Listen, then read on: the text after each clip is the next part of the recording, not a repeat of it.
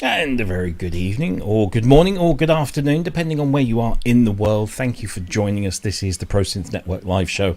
I believe this is episode 110. Last week I said it was like 107, it was 109. Whatever. I think it's 110. It says underneath the show, so you don't need me to tell you that. It is, of course, Friday the 13th of May. Anything could happen, and probably will. It's a packed show today because we've got two amazing guests. And we've also got an absolute ton of news to talk about after we've spoken to our guests. Because, of course, Super Booth has been happening for the last couple of days. And I think it goes on, is it one more day? I think so. So there might be some more to come, which we'll obviously pick up next week. However, I will prefix that section of the show with a statement that says there is so much stuff that we cannot possibly cover it all. So I have... to use a pun that is relevant to our guests, I have cherry-picked what I think is probably some of the most interesting and discussion-worthy news. If I don't pick the thing that you wanted us to talk about, I do apologise. I really do. I'm very sorry. We'll maybe try and pick it up next week. We've got a couple of shows where we might not have any guests, so we might sort of focus on some of those things in detail. But that's my kind of disclaimer at the beginning of the show. Anyway, before we meet our guests, let me just first of all remind you, if you wouldn't mind, to like the show as you're watching it live. Of course, if you do like it. If you don't like it, hit the dislike button, whichever. But yeah, hit the like one, that'd be nice. And of course, if you haven't already, if you're new to the channel, maybe you saw the number of tweets that Cherry Audio have been putting out. Thank you very much, gentlemen, for that. Subscribe to the show and then you'll get notifications every time we're on, but we're on every Friday anyway.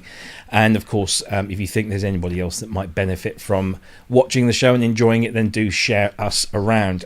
We are completely funded by our audience, and we thank you so much from the bottom of our hearts for everything that you do for us. If you'd like to donate, there are 2 or 3 ways you can do it. First of all, you can do it through PayPal. There's the link there. There's a clickable link in the description below.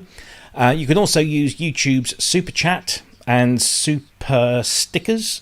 They're the 2 that you can do whilst you're watching the show live. And you can just do that from the chat. And, of course, all funds go into our kitty that help us keep the software that we, the subscription services that we have to use, the streaming services and various bits and bobs that enable us to do the show properly. And the other way you can thank us, if you're watching on catch-up, thank you for coming back. But if you're watching on catch-up, there is now the ability to click, I think it's about there, there'll be a thanks button. And if you click that, it kind of works like super stickers. So if you didn't watch live, but you want to pay through YouTube, then you can do it through the thanks. So thank you for everyone that's donated up until today. You've kept us on the air for at least another year after this. And thank you to anyone that does donate throughout the show. If I miss you, I apologise. I'm running the show one man down this week. More about that in just a minute. Of course, finally, you can find us on all the social media channels, Twitter, Instagram. We're on Facebook, where the big group is. Of course, if you're not a member of the ProSynth Network Facebook group, please go and find us. Just search ProSynth Network. We have 2 pages. One is the group. The other one is just for the show, which allows people to share the show links around. But the group is, because Facebook make things private now. You have to answer a couple of questions, but they're very easy. There's nothing taxing in there, just to make sure that you're human. And come and join us there. And finally, of course, if you're watching us on YouTube, you already know how to find us. But the handle is always at ProSynth Network. Last but not least, if you have a question for myself, for Kent, or for our guests, then if you could prefix your question in the chat with a big capital Q, that just kind of helps catch my eye, and then I can move it into the question bucket, and then I will pick those out as and when and ask the questions of our guests, if they're relevant, of course. And also, can I say thank you to our moderators who are in the chat. Hopefully we've got Andrew Brooks in there, we've got Sasquatch, I think. Yeah, Sasquatch is there. Lovely. Thank you, gentlemen, for being moderators. You help us out greatly. If I could ask if maybe you'd like to do some work this evening. I'm trying something new with putting the links to everything in the banners, but I might miss putting them in the chat. I will try and do it, but if I do, could you keep an eye and maybe just drop them in the chat? Because we've had some requests from people who would like to click on those links as they're watching, so they can go and maybe have a look at the website. So that would be fantastic. If you can't, don't worry. Oh, we've had donations coming in already. Thank you to the legend that is Dr. Mike Metley, soon to be back on the show. He doesn't know it yet, but I am going to ask him back in a couple of weeks. Thank you, sir, and congratulations on your new book, which we will be talking about a little later. Thank you to Jason Crouch for filtering the vaporware and focusing on the real stuff. We try our best. We do try our best. And Mr. Andrew Brooks for the OB-X8 fund. Yeah, thank you. That's a good start. And if you haven't already, Andrew played live last night, and I believe Jim Glue, who's he's in the chat as well, has posted a link to the video. If you guys want to, maybe Sasquatch or Andy can post that link into the chat for people to go and have a look at. Andrew played a live set, and so did Jim just last night, and they popped onto Kent's show, and said they had an absolutely amazing time. So that'd be interesting to see. I'm looking to catch up with that later on. Anyway, I've spoken far too much. First of all, I also need to say Ben Simpson will not be joining us tonight, unfortunately. Ben's got a little bit on his plate tonight. Obviously not going to go into any great detail, but Ben, all the best, mate. Hope to see you back next week, and hope everything goes okay. And don't worry about it. You're cool, mate. It's fine. Right, let's go to Mr. Kent Spong, who is our recently newly added permanent member of the team over there in the west of London, shall we say. Kent, how are you, sir? You got a big microphone right in front of your face. No, yeah, I thought I'd stand in for Ben. Yeah, so just doing that, you know, and you know. I was just wondering, that kind of thing. So, yeah, good, man. How's it going? Yeah, not too bad. Hot. It's been warm. Yeah. I'm still waiting for the electrician to come down to fit the the aircon fuse box thingy, so we can connect up the aircon. So it's a little warm in there. Yes. Yeah. I had to call out an electrician today. My oven is tripping my electric, so I had to turn everything off because I don't like electric going off unannounced. So I had to turn everything off, go and cook my dinner, and then come back here and power everything up again. Of course, everything has to, boot up, and networks have to connect. And so yes, and they can't come out till Tuesday. So it's a pain. Never mind. It took weeks for this guy to come out. It's like, is that Lewis Black on your shirt? Yeah, I thought so. Yeah, the great Lewis Black, all the way from the great US of A. I had to get this because he's almost unknown here, isn't he? He is, yeah. I say I only ever watch him on YouTube because he doesn't come out on TV. Anyway, great stuff. Lovely to see you as per usual. And we're going to go to our guests. Let's bring in the head honcho of Cherry Audio. He's not been on the show before. We're very glad to have him here. It's Mr. Dan Goldstein. Oh, let's bring him back in. There we go. Let's bring fours up. Let's do this properly. There we go. Professional. Hey. Dan, welcome to the show. Well, thank you. Hi, Rob. Hi, Kent. It's nice to be here. Sorry I couldn't come, what was that, a month or two ago? I'm glad Mitchell was able to stand in. We have been extremely busy at Cherry Audio, but I'm glad we could make it today. No, that's great. No, and Mitchell did a fine job. He did such a fine job that we've actually got him back. Hello, Mitchell. Hi. How are you? Good to see you again. Good to be back. Excellent stuff. So let's go fours up here. You guys have been rather busy of late, haven't you? Indeed. Yeah. We'll talk about the stuff that you've just released, because I remember when we got you booked on to come on, Dan, you I think it was Dreamsynth was like a week or so from being released, and I know Mitchell gave us a few little tasty tidbits, and it was a rip-roaring success. You were saying earlier, just before we came on air, about how successful. It's done extremely well, and I have to say, we were nervous about it. It's Cherry Audio's first really original standalone synthesizer product, and we just didn't know. Our customers really seemed to love our vintage synth recreations, and we didn't know how people would respond to an original synth. And they seem to have really loved it. A lot of work went into it. We had 1,100 presets that are part of this package. That's more than we've done with any instrument that we've ever made. There are hundreds and hundreds of samples and one shots and loops and all these sounds that were in there. Every one of them had to be looped properly, and there was just so much work to do to see that vision come to life. And when you do a project like that and you have no idea how people will respond, it's a little bit nerve-wracking, I guess. But it seemed to do well, and it's gotten us excited about doing more products like that. Awesome. More original synths. We have a lot of ideas and things that we want to explore. So we ask this of every guest that comes on. You've got a rather impressive background there. It is a genuine 3-dimensional real background. It's not an image. Is this your personal little collection here? Yes, I've been collecting synthesizers, repairing them, maintaining them for 30-something years, 30 years at least. And I have built up a massive collection. This is one room of the collection. Oh, wow, there's more? Yeah, it's taken over a lot of the house. I have what I can only describe as an extremely understanding wife. I think we all do, don't we? I think it's kind of, heaven forbid they get together and plot against us. Oh, gosh. Yeah, amazing.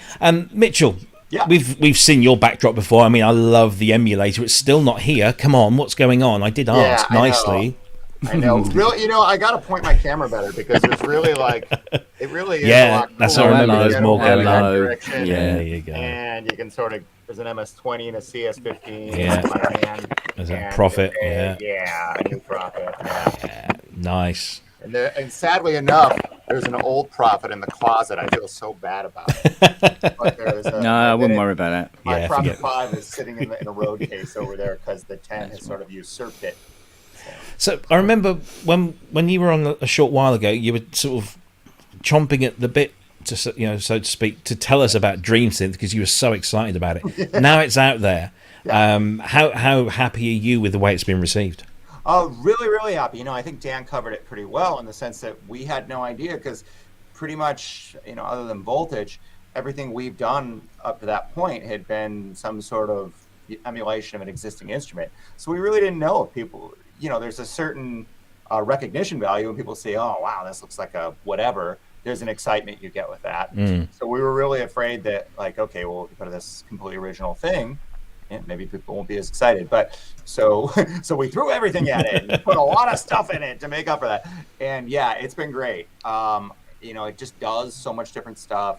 It has the vintage character. And I was just saying to Dan the other day, the thing I love about it so much is when you're trying to do like an 80s kind of thing and you want to do that giant MIDI stacked kind of sound that they used to get with, a G50 and a DX7 and 7 synths put together. You can make that sound on Dreamsynth so quickly and easily. Yeah. It's a fun synth. It's a really fun synth. There was a question in the chat room here: is when's the hardware version coming out? They probably saw this crazy guy in Europe did like a 3D render of a desktop version of it. Wow. It looked really cool, and we were like, wow, And believe me, we would love for that to be a thing, but in this day and age, you'd have to be crazy. It's just probably never. I wish the answer was different. That's it. Well, one of your colleagues has just said April 1st, 2023. That's right. That's a solid date. That's Robert. Hi, Robert. His answer that he likes to give, of course, is as soon as we get the chips. As soon as we get those chips. That's right. We're gonna put up a picture of it every day. And thank you, Robert, for your donation as well. And apparently that is for distracting you while he works on other stuff. So thank you for that, Robert. Much appreciated. Also, I just want to get a couple of other quick questions. Otherwise, if I leave them too long, then I miss them, especially as Ben's not here. So Waggo in the chat room wants to know: is Cherry Audio named after Cherry Bomb, the band from Howard the Duck? If not, where does the name Cherry Audio come from? Howard the Duck. Wow, that's so bad. Now there's a reference for you. Yeah. So where does the name Cherry Audio come from?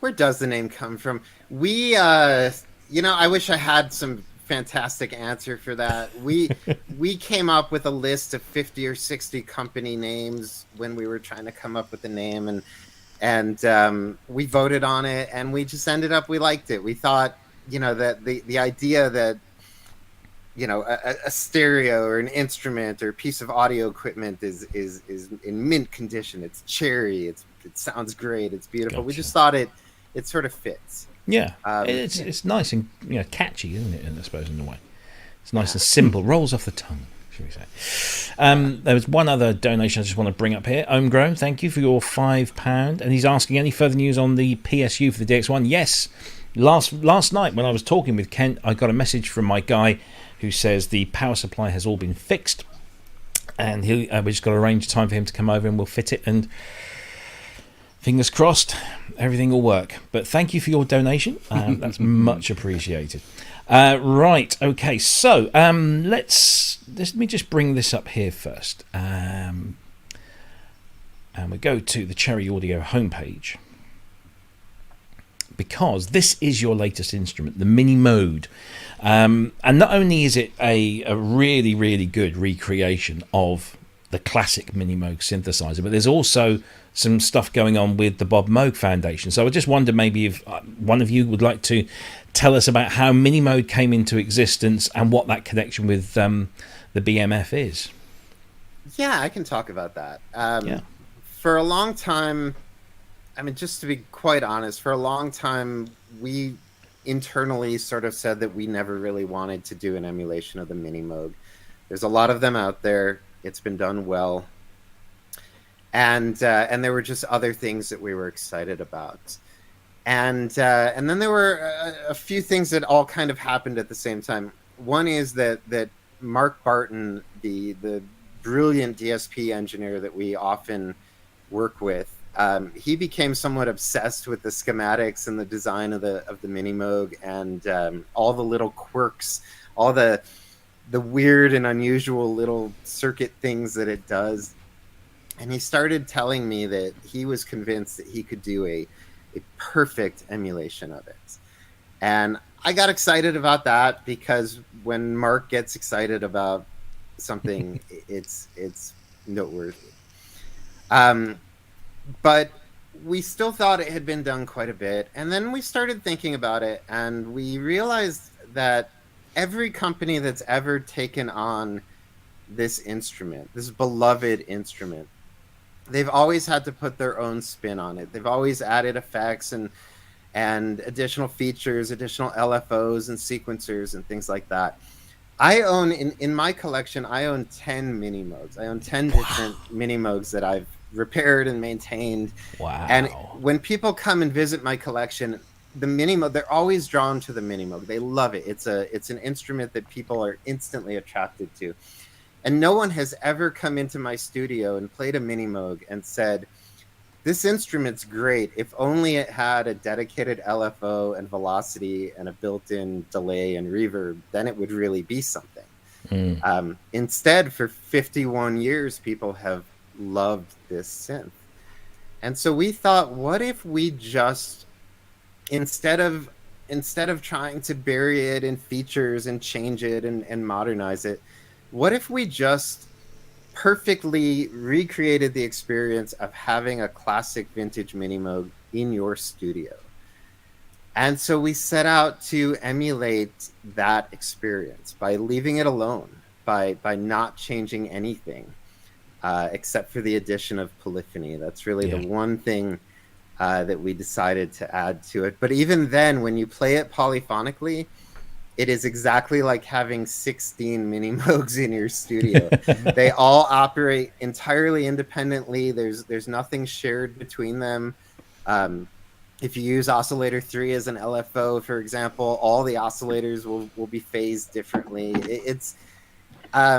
So we did take one or two liberties with it, but we really stuck very close to the original design because everybody loves it, because it's fantastic. Yeah. And so we did that, and we sold it at a price that absolutely everyone can afford. And really, we used it as an opportunity to do this fundraiser for the Bob Moog Foundation, which is an organization that we believe in very strongly. Mm-hmm. We think their work is extremely important. We've raised money for them before. And we thought we could dedicate the entire month of May to raising money for the foundation. I'm happy to say that as of yesterday, we've raised over $4,200 for the foundation, and awesome. we're not even halfway into May. So that deserves a round of applause. Oh, thank you. No, that's excellent. Awesome stuff. He loves that button. I love that button. I would encourage everybody watching to please donate to the Bob Moog Foundation. I also saw Dina from the Alan R. Perlman Foundation. Dina's here, watching. yeah. That's another organization that we strongly support and that we've donated to and raised money for in the past. These it's not just the instruments, it's the history and the people behind them that are so important, and preserving those legacies mean a lot to us, because we're not just selling software. We're fans. We love this stuff. And so we try to, we think everyone should support these organizations. And two absolutely amazing women doing amazing things with their father's legacies. It's fantastic. And there's Dina herself. There we go.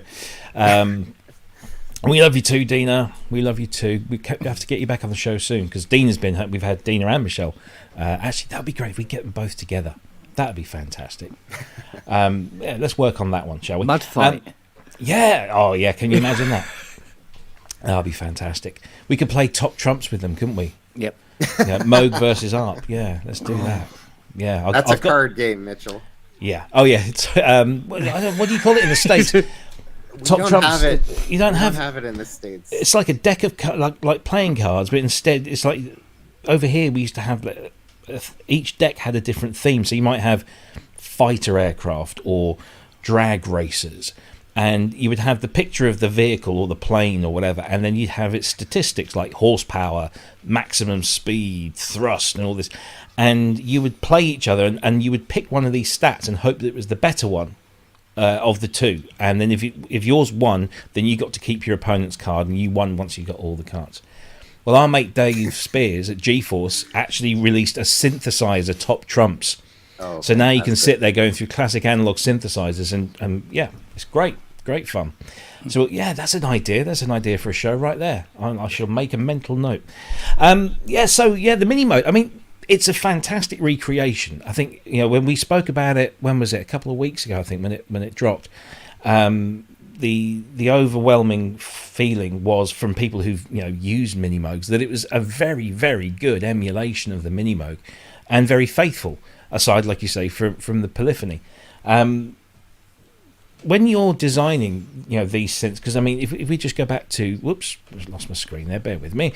When you're designing all of these synths, you've done the ARP Quadra, you've done the Memorymoog, although I'm not using the specific brand names. Maybe I should do that. So you've got the ARP Quadra, you've got the Memorymoog, which is obviously a Memorymoog. You've got the Mercury 4, which is the Jupiter 4. You're picking synthesizers that are not often replicated by anybody else, because obviously there's a lot of companies out there doing software and hardware recreations. Why are you picking? Are you picking those synths for that reason? And what makes you choose these synths? What's the process? Mitchell, do you want to take that one? Sure. Yeah. Well, I think the reason is there's two reasons. First of all, the obvious reason that as a company, it's nice to do stuff that isn't already out there. But I think there's another thing where, most of the companies go for the biggest, baddest thing, right? Hey, Jupiter 8, that's a flagship. Everybody wants a Jupiter 8. Everybody wants a Prophet 5, like kind of the big flagships. And Dan and I, as collectors and kind of just purveyors of this stuff, we really like, for example, Jupiter 4's Mercury 4, or a Polymoog, or the things that are kind of, I don't want to say underdog, but they're definitely not as commonly seen. So it's really fun to do stuff that, or Quadra is a perfect example.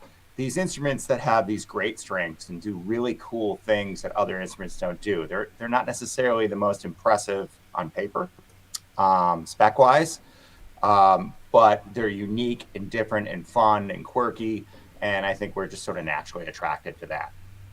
Mm-hmm. Dan, you got anything to add there? Yeah, we are collectors of this stuff, and it's just like Mitchell said.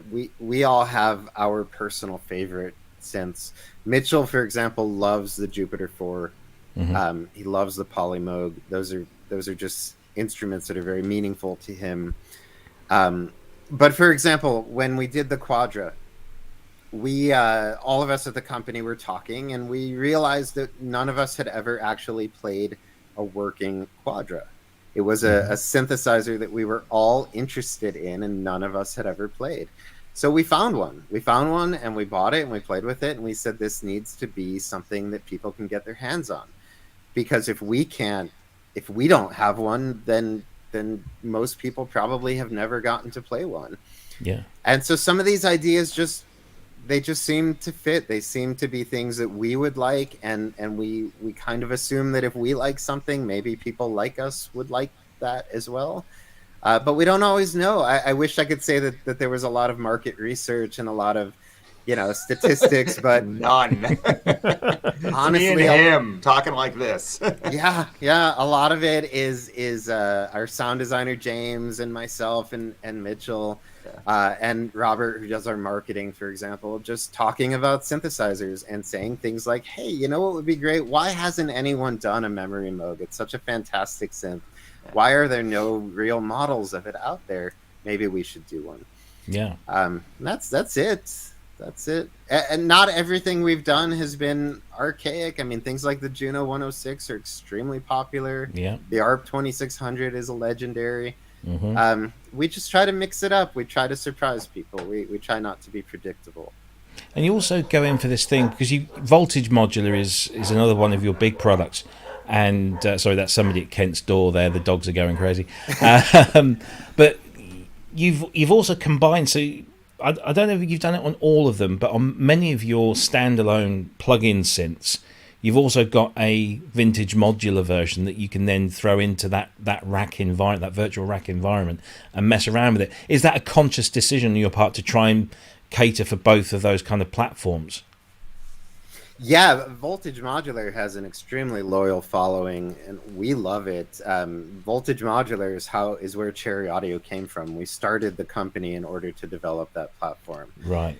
And so many of the products that we make, for example, when we did the 8-voice, it just naturally fit for the Oberheim SEM concept to be turned into a module for Voltage Modular. Some of the unique filters, some of the unique oscillators and envelope generators, they just fit so well in that environment. So we understand that modular synthesis isn't for everybody, but it's something that Mitchell and I are extremely excited about, and it's this product that so many of our customers first came to Cherry Audio for, and have continued to be a part of it. The environment itself, the module collections there are so many developers now making new modules for Voltage Modular that it's sort of mind-blowing how many exciting new ideas are showing up all the time. Practically every week there's a new set of really unique and interesting modules coming out for that platform. Yeah, because that's a really cool concept. Actually, there's a question from Michael in the chat. He says, I love the Voltage and its SDK. How can I convince you guys to release a similar synth SDK platform for enthusiasts developers? Is that anything that's on the cards, or would you consider doing something like that? Boy, I don't know. There's a lot of great development tools out there. I mean, I would encourage people that want to develop synths to look into the Juice programming platform, because they've done so much of the work to make it easy to develop cross-platform products. I don't think we really want to get into that market. We just have so much fun building new instruments, and that's where all of our energy goes to. Yeah, cool. Just want to call out Faulty Tenor, Sean Johnson Music, $4.99. Thank you very much indeed. Many thanks to everyone. He's been Cherry a great Audio supporter. for all that you do. He's been a really good supporter. Yeah, awesome stuff. Yeah. Thank you for your donation. It's greatly appreciated. Also, let's go to the... I just want to bring in... Not only do we have Dina in the chat, but we also have Michelle as well. Ladies, you are both incredibly welcome. Thank you for joining us, and thank you for supporting. And we'll get you... I'm gonna work on this show. We'll get both of you on. So, evening, Michelle. It's been a while. Hope you're well, darling. let's see who else have we got here. So Jason Crouch has got a question. Is there a synth you feel to not be possible to do justice in software, and why? That's a good question. Who wants that one? I think, well, the one that always comes up with me and Dan, it isn't a specific synth, but it's that over there. Because of the way the sampling plays back, I'm always harping on about instruments like that and the Fairlight CMI that use variable sample rate. And actually, up until about a week ago, I thought that's how PPGs worked as well, but they don't. Only the PPG Wave 2, but not the 2.2 and 2.3, use that. It's a different way of transposing for when you're playing up and down with samples, and it's why Fairlights and emulators sound so weird and crunchy. And it's difficult. Dan actually knows better than I do because he can program a thing and I can't. But it's difficult to pull off on a computer. So any instrument that claims to pull it off on a computer is usually some shucking and jiving going on, and it doesn't sound right. So that's hard to pull off. But otherwise, Dan, I mean, kind of the sky's the limit, right? Yeah. I mean, what's tough about some instruments is the interface. So, for example, we get requests for some of the 80s analog synths that came out right before the DX7 hit. And a lot of those synths have one big knob and then a bunch of little buttons to select the feature. And those don't really translate well to modern day soft synths, where you really want to have a knob and a slider and a button for every feature. So we do struggle a bit over how to do instruments like that, like a Poly 61, for example, or any number of rack mount synths, or even that Emulator 2, which is programmed by hitting a button and then moving a slider. Some of them just don't translate great to software designs, but that's where Mitchell comes in. He's such a phenomenal designer. People don't realize this, but Mitchell has designed probably over 200 modules plus every Cherry Audio synthesizer. He's probably designed more synthesizer products than anyone on the planet. And it's one of the reasons why we're able to do so much, because I can throw, like, for example, Dreamsynth was an idea that I had that I just kind of threw to Mitchell, and I said, let's do an original synth. We'll combine sample playback with an SEM style filter and a string section. Okay, go, come up with something. And he did, and it's astonishingly good. Yeah, absolutely. Right, let's go to some more questions. What have we got here? So, the wonderful Ben from Musines. If you don't know the website, Musines is it's an archive, I suppose, digital archive of music technology magazines. So they're all scanned in and OCR'd, and you can look at the original pages or the transcribed pages in the web. It's a brilliant resource for synthesizer history. Go and visit that site as soon as you can. But he does have a question. Question for Dan. Please cherry pick a few of your favourite synths for us and why they're your favourite synths. My all-time favorite mono synth is the Memorymoog. All I can tell you about why it's my favorite is you can come into my studio, you can walk around, you can play all these instruments, and they're fantastic. And then you walk up to the Memorymoog and you play one note on that thing. It goes, and the whole room will shake. It just sounds unlike anything else. My all-time favorite poly synth is the Oberheim OB-X8. I'm so excited to see this new Oberheim that came out, because I don't know if it may be that I grew up in the 80s when the Oberheim sound was everywhere, but if you've ever gotten to just stand in front of this gigantic synthesizer and play it, just hold down a two-handed chord and the sounds that come out of that thing, I just love it. I just feel so, I don't know, feel like a rock star whenever I play a good Oberheim poly synth. So yeah, I'm a fan of those. What about you, Mitchell? So probably the same applies to me for a Prophet 5. and now new Prophet 10, which is everything and more as far as I'm concerned. And kind of like, I guess what Dan was saying, for me, I grew up in the 80s, same thing. Every band on MTV had one. The Cars, who are like my all-time favorite band. Greg Hawkes had, 2 of them. So I love Prophets, and I have a completely irrational love, as mentioned, for the Polymoog over there, which is, to qualify, a complete turd and completely weird, and I don't recommend it for anyone. The UI is totally hard to understand, which we hopefully really addressed with our virtual version, which is really easy to use. But it, it does that warbly, weird kind of almost CS80 like, that warbly, creepy Vox Humana thing that I love so much. And it looks totally cool, like futuristic 70s sci-fi. So yeah, pretty much I'd say Prophet 5 and Polymoog. Cool. Excellent. Any favourite digital synths? Because I've got to rep the digital world, seeing as I'm such a proponent of it. Anybody have a favourite digital synth? I'm not putting any pressure on, by the way. I think we both have the same favorite digital synth, possibly the Wave Station, the Korg Wave Station. Oh yeah. Yeah, cool. Yeah, that's one I've always loved. That I always loved that when Korg came out with this. They didn't try to make a synth that sounded like saxophones and pianos and Hammond organs and like every other synth at the time, but they built an instrument that was purely a pad machine. It was purely for making big atmospheric sounds and doing something new. And I love that. I love that they took that chance. Yeah, it is a great synth. I mean, I only own the software version, but the Wave Station for me, partially because it was my first really nice, before that I had a CZ1000 Casio, but it was my first real deal, big, impressive, polysynth. So at the time, like I used it for everything, multi-timbrely, would do entire songs with it, going nuts with the joystick. So I loved that, and I finally got another one for like $200 at a pawn shop a couple years ago. Love Vegas, so many down and out people, and I should give a shout out.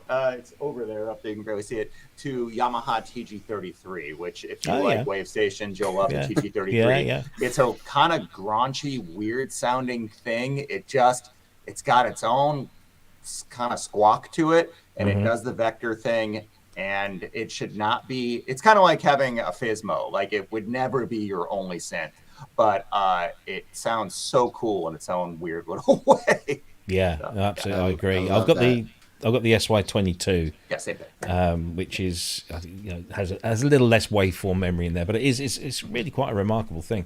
It sounds a lot more than it looks, if you know what I mean. It doesn't look like it could do much, but when you start digging in, it's like we were talking about how it was exciting in the Wild West at a certain point, and thinking about an instrument like that, you kind of wonder like, how did they arrive at this? Like who rubber stamped that and said, we're putting this thing out, like like this, what that, like, yeah, and that was like a mainstream instrument back circa whatever 92 or something. When I was in college, I had an SY22, and so years ago I sought out a TG33. I found a really nice one, and Mitchell borrowed it one day, and then he told me flat out that he was never gave it back. To give it back. So I sold it to him, and it's his now. But there you go. Yeah, that's a great synth. Yeah. Right, let's go through some of the questions. So we've done that one from Ben.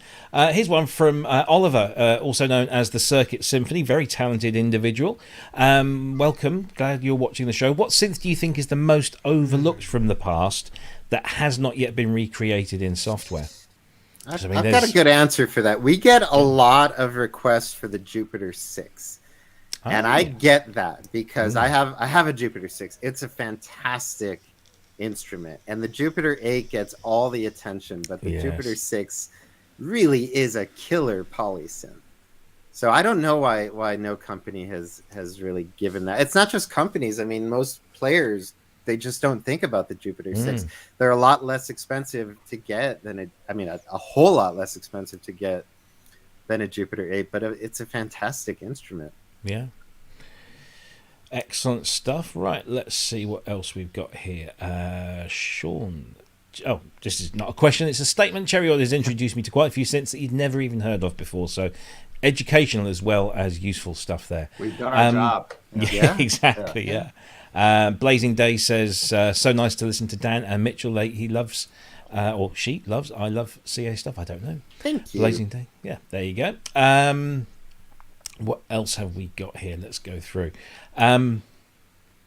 Yeah, this is a good question. So this is from James Dyson, who you guys know James. He's done some of the patches for you recently.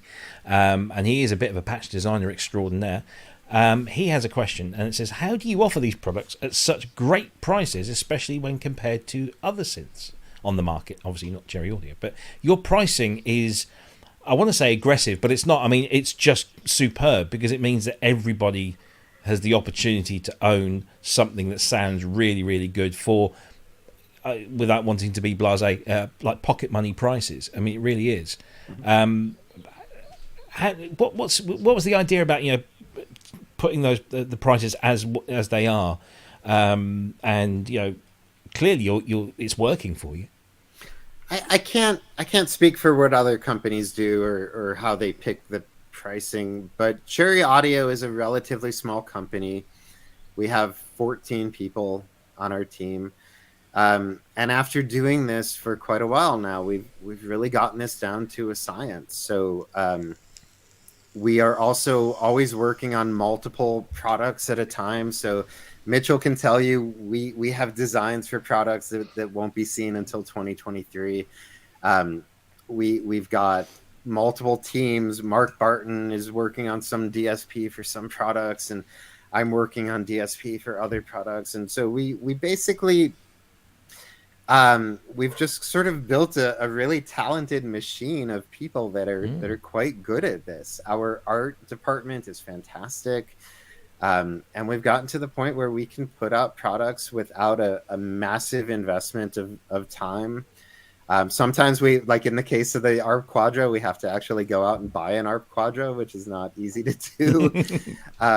But I already own so many of these machines in my collection, and Mitchell owns so many in his, and James, our sound designer, has so many in his collection. So we usually have these resources, these instruments already available to us. And so we don't have to charge a fortune. We also are kind of big believers in the idea that everyone should be able to play these instruments. We are musicians ourselves. We know that musicians are not always flush with cash. And so we've tried our best to make these products accessible. I don't think there's much more than that. It's not, it's not some secret formula. We've just been able to do it, and it's worked out well. What do you think, Mitchell? Any comments on that? Yeah. I mean, without getting too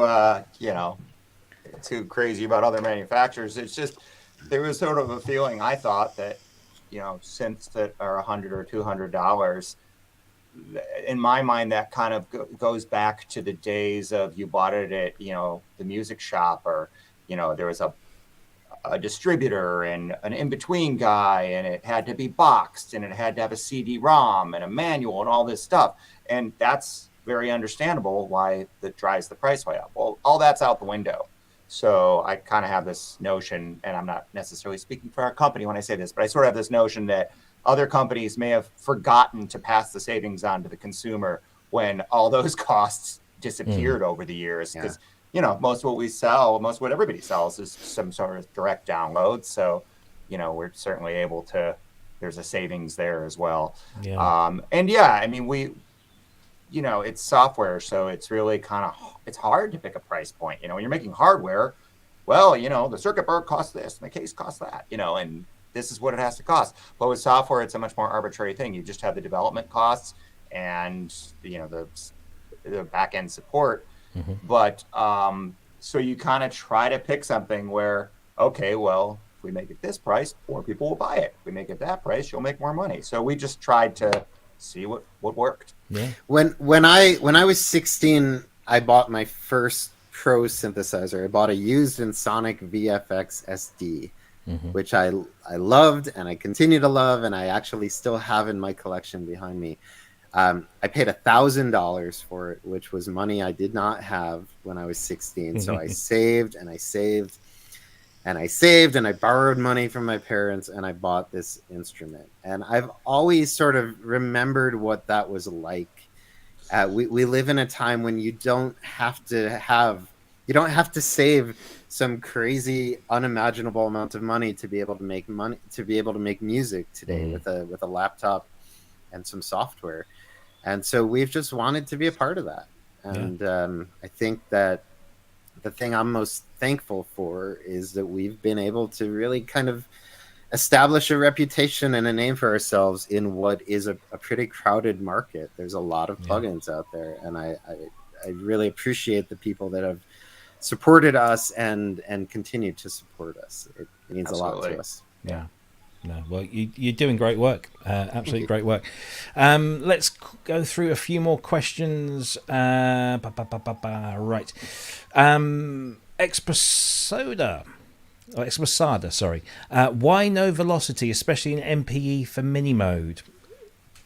I'm not an MPE user, so I can't comment on this one at all, but is there a reason? Yeah, well, it's like I said earlier, Minimode is an exact recreation of the experience of having a Memorymoog model, a vintage 1972 Memorymoog in your studio. And there's no velocity on that synth. There's all kinds of things. We had a review that just came out a couple days ago that gave Minimode an 8 out of 10 and said it's great, but it needs effects. Well, Cherry Audio has a whole line of synthesizers with velocity and effects and anything you could ever ask for. But Minimode is special, and we wanted to just keep it pure. And you know what? We don't always get it right. We may have made a mistake with that, but I love that we did this. I love that we took a chance and just made it exactly like the original. Yeah, and there was a follow-on to that, which was why there are no modules for I'm assuming that's voltage module for right. Yeah. So yeah, basically, are there plans to do a module of the Minimode? A better question would be, why are there no modules yet? There we go. Yet. There we go. That's all we need to maybe know. there will be. Are there any plans to expand the Voltage Modular Designer audio processing library? Please. Let us know what you want. You can, of course, people can write their own DSP, but one of the fun things about Voltage Modular's development environment, it's really, really easy for developers to build modules. They just drag in knobs and jacks and artwork and write a little DSP. But the module designer software comes with a library of built-in DSP, which I think is what he's referring to. There's oscillators and filters and all kinds of tools that you would need to put together instruments. If there's more that you want, write to our company and let us know. Go. Cool. Sentient wants to know, are there any plans for iOS versions of your kit? And I think Mike Metley was backing that one up as well, because he's a big iOS fan. You know, we don't have any plans. What do you guys think? Is there a market these days for iOS plugins? Are people buying them? Are they spending money on them?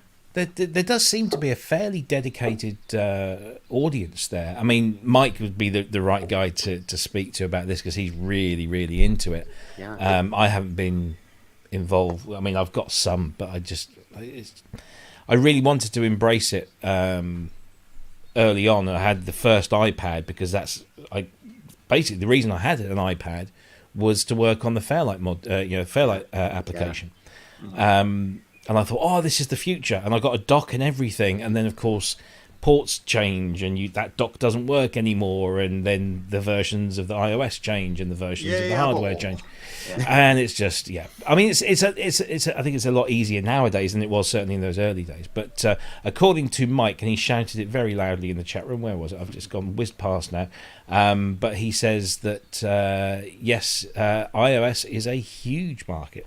So maybe you two, you should talk. Get Mike to talk to you and convince Send me an email, Mike. It's a little scary, I think, because, and again, I'm the big Mac guy at the company. or James is as well, but me and James, the Big Mac guys. And honestly, I haven't even gotten into the iOS thing, if I'm being honest, because I like giant displays and giant everything because I'm really old school. So but the fear, I think, is that it can be a race to the bottom because, you know, we'll do some giant synthesizer app and it's $2, you know, and so from a market standpoint, we'd have to figure out how to make it make sense. Yeah. But we're open to anything. I mean, we try to be pretty fluid and figure out what people want and give it. Yeah, honestly, we haven't decided not to do it. We haven't thought much about it. We've been doing other stuff. Yeah. Fair enough. Let's see what else we got. Question here from John McJunkin. 2 questions. Will you kindly give us a Poly 6 and a PPG 34380, please? And second question is, will you guys be at NAMM? Oh, hi, John. We know John. Okay. So will you be giving us a Poly 6 or a PPG anytime soon? Dan, you want me to take it? Well, what I mean, I'll just say this, right? So you guys asked what our favorite synthesizers are.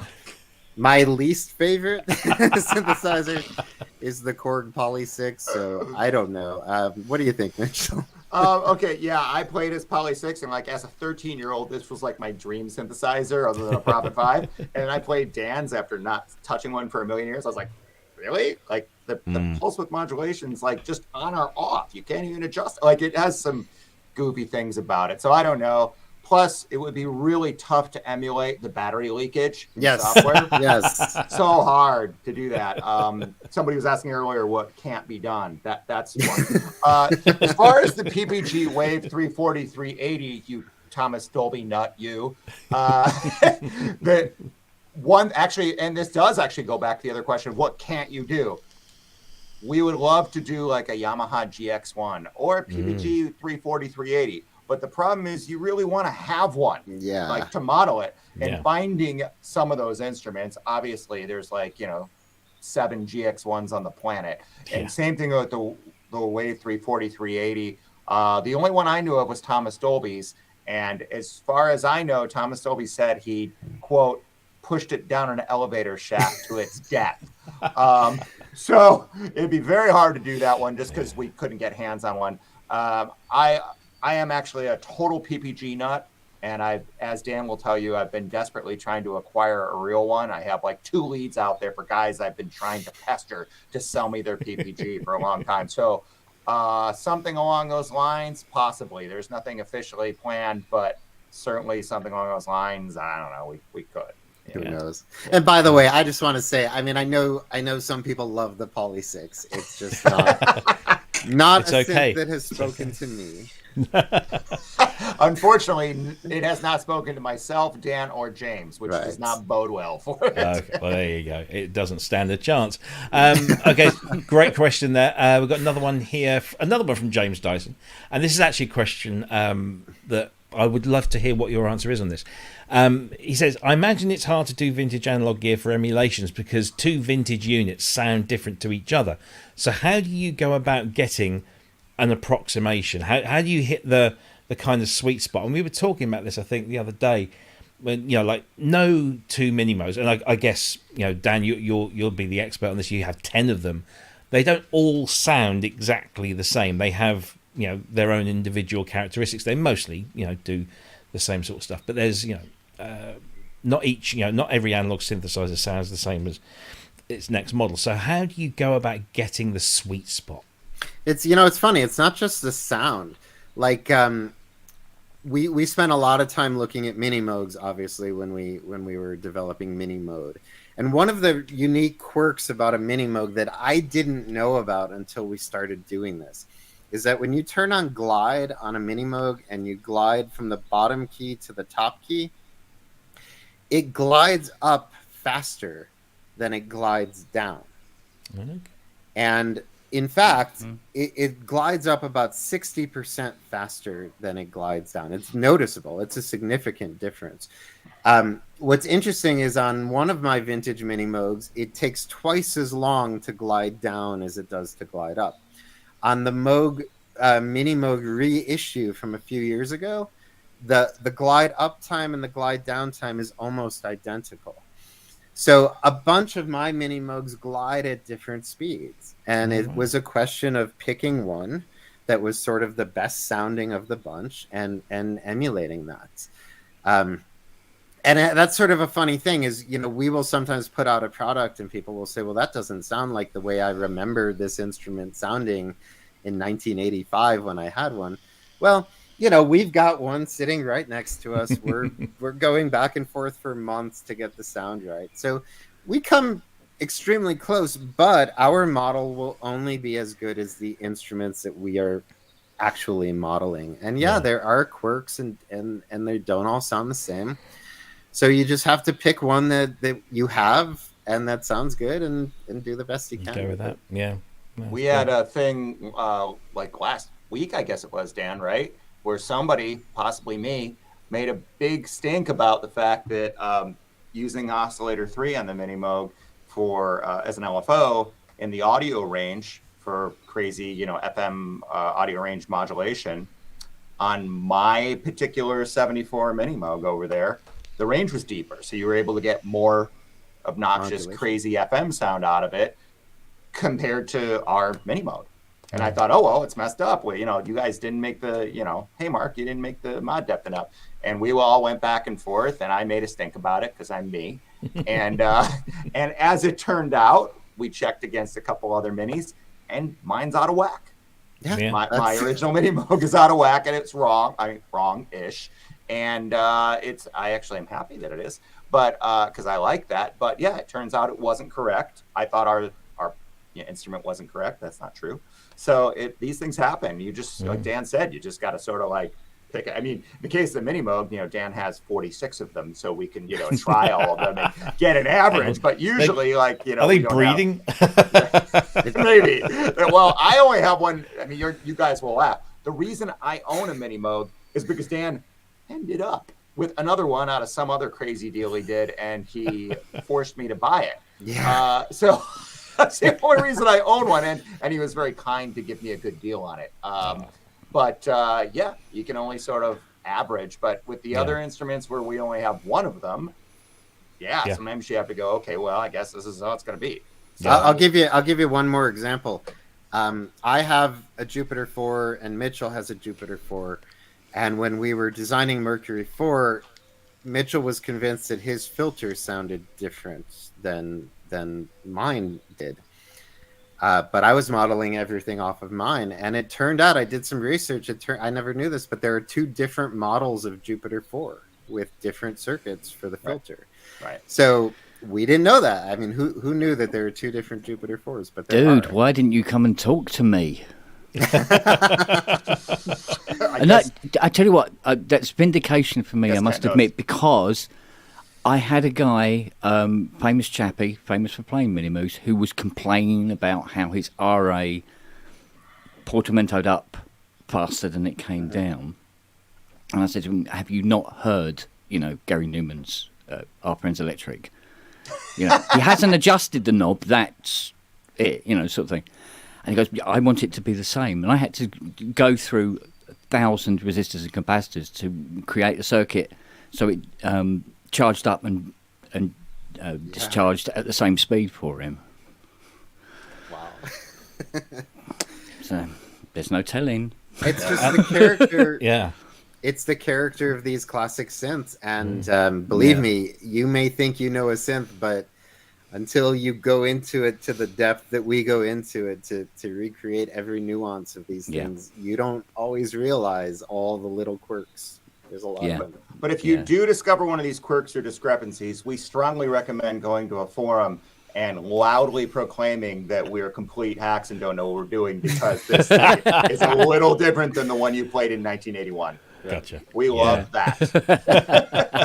But yeah, as Dan said, you should probably consider before doing that we might have whatever the synth we're working on sitting right there, because this one is constantly moving for me, and in a constant state of AB.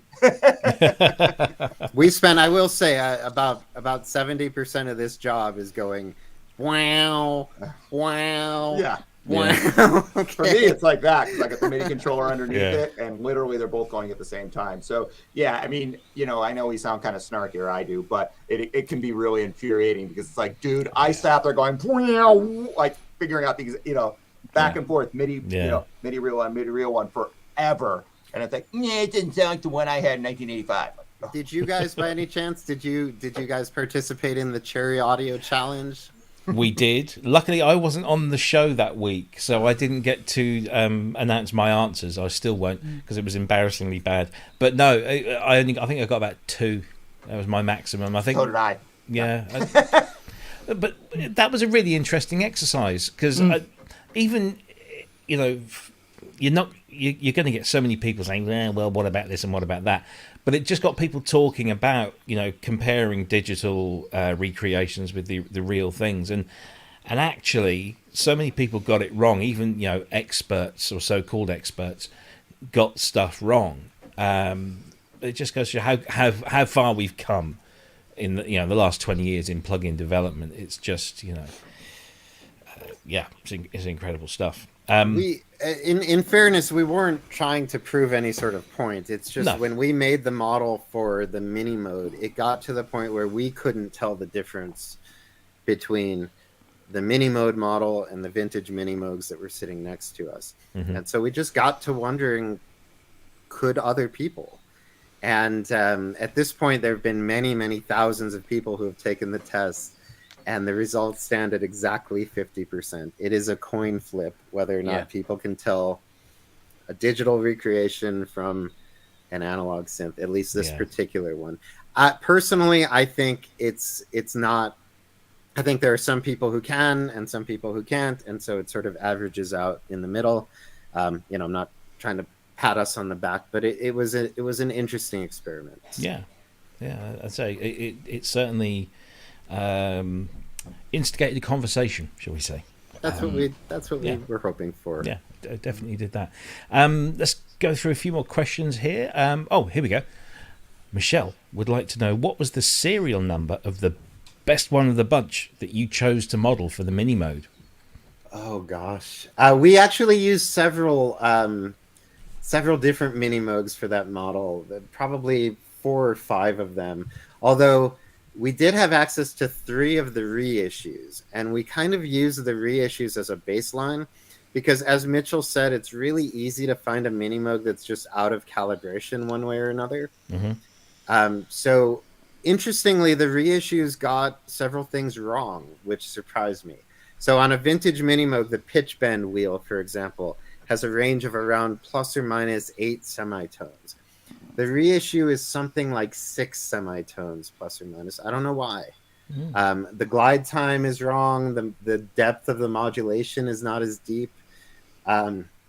So we used a few. My oldest Minimoog is an original 1971 RA Moog Minimoog. Nice. My latest one is a Moog reissue. I've got a Studio Electronics rack mount Minimoog. I've got a bunch of them throughout the 70s. I even have what they sometimes affectionately call a Donnie Moog, which was the Moogs that were made in Cincinnati for a little while. You can see, let's see, some of them here. Oh, wow, look at my that hallway. There's one, and there's one, and there's one, and there's a couple of them here. And so we had quite a few to work looks like my with. toilet. Dear, oh dear. Yeah, Kent's very famous for having synthesizers in his downstairs bathroom. I had a Mellotron in my kitchen for a little while, and my wife said, no, that's too much. Yeah, I've got a DX1 in like one of our sort of, we call it the games room. It sounds very elaborate. It's not really. Hasn't got a snooker table or a pool table. It's just got like the PlayStation and a little sofa in there. But the DX1 is living in there because I'm not bringing it up here. I'd kill myself. So yeah, we have, like you said, we go back. We all have very understanding partners. I'm pretty sure Dan has a pool table. There's something that's roughly shaped like one, but I can't necessarily identify it because it's covered in keyboards. I have an Aries modular sitting on top of it. Oh my word! Maybe someday we'll play pool again. I don't know. Cool. We've just had a donation from Andy, Synth Addict, who's out in California. Great guests, love their products. Any chance that you could work with Brian Kehoe to, I hope I pronounced that correctly, to model his ultra rare Combrio ADS 200? I mean, that would be a pretty large undertaking. I actually know Brian. Brian graciously loaned me a Polymoog back before I had one because I wanted to use one for a music video I did many years ago. And so we know Brian, we know Roger Manning. That's a good question. I mean, again, that's such a wacky one. And those are hard because Dan and I and James, like we're pretty knowledgeable about this stuff, obviously, and we know what a Combrio is. But those are hard because you go, wow, that would be the coolest thing to do. And then you go, well, it'd be a huge amount of work. And I don't know if anybody would know what it was except for the person who just asked the question and, 5 other people. So I don't know. That's a tricky one. It's, again, we wouldn't rule anything out, but, it would be a tricky one. Cool. Yeah, I mean, I've only seen pictures of a Combrio, and it wouldn't just be a question of getting access to it. We'd have to figure out what it does and how to use it and understand so much about it. We'd need to spend some time with it. Yeah. But boy, that'd be a fun project. Yeah. That'd be exciting. Another request here, and I guess you guys get this all the time. So could you emulate JP8000, including the crackling transistors problem? JP8000 has never been done. I mean, that would be a model of a model, wouldn't it? Because that was a model. Would be. We did the oscillator for voltage. That's true. Yeah, we did. Yeah.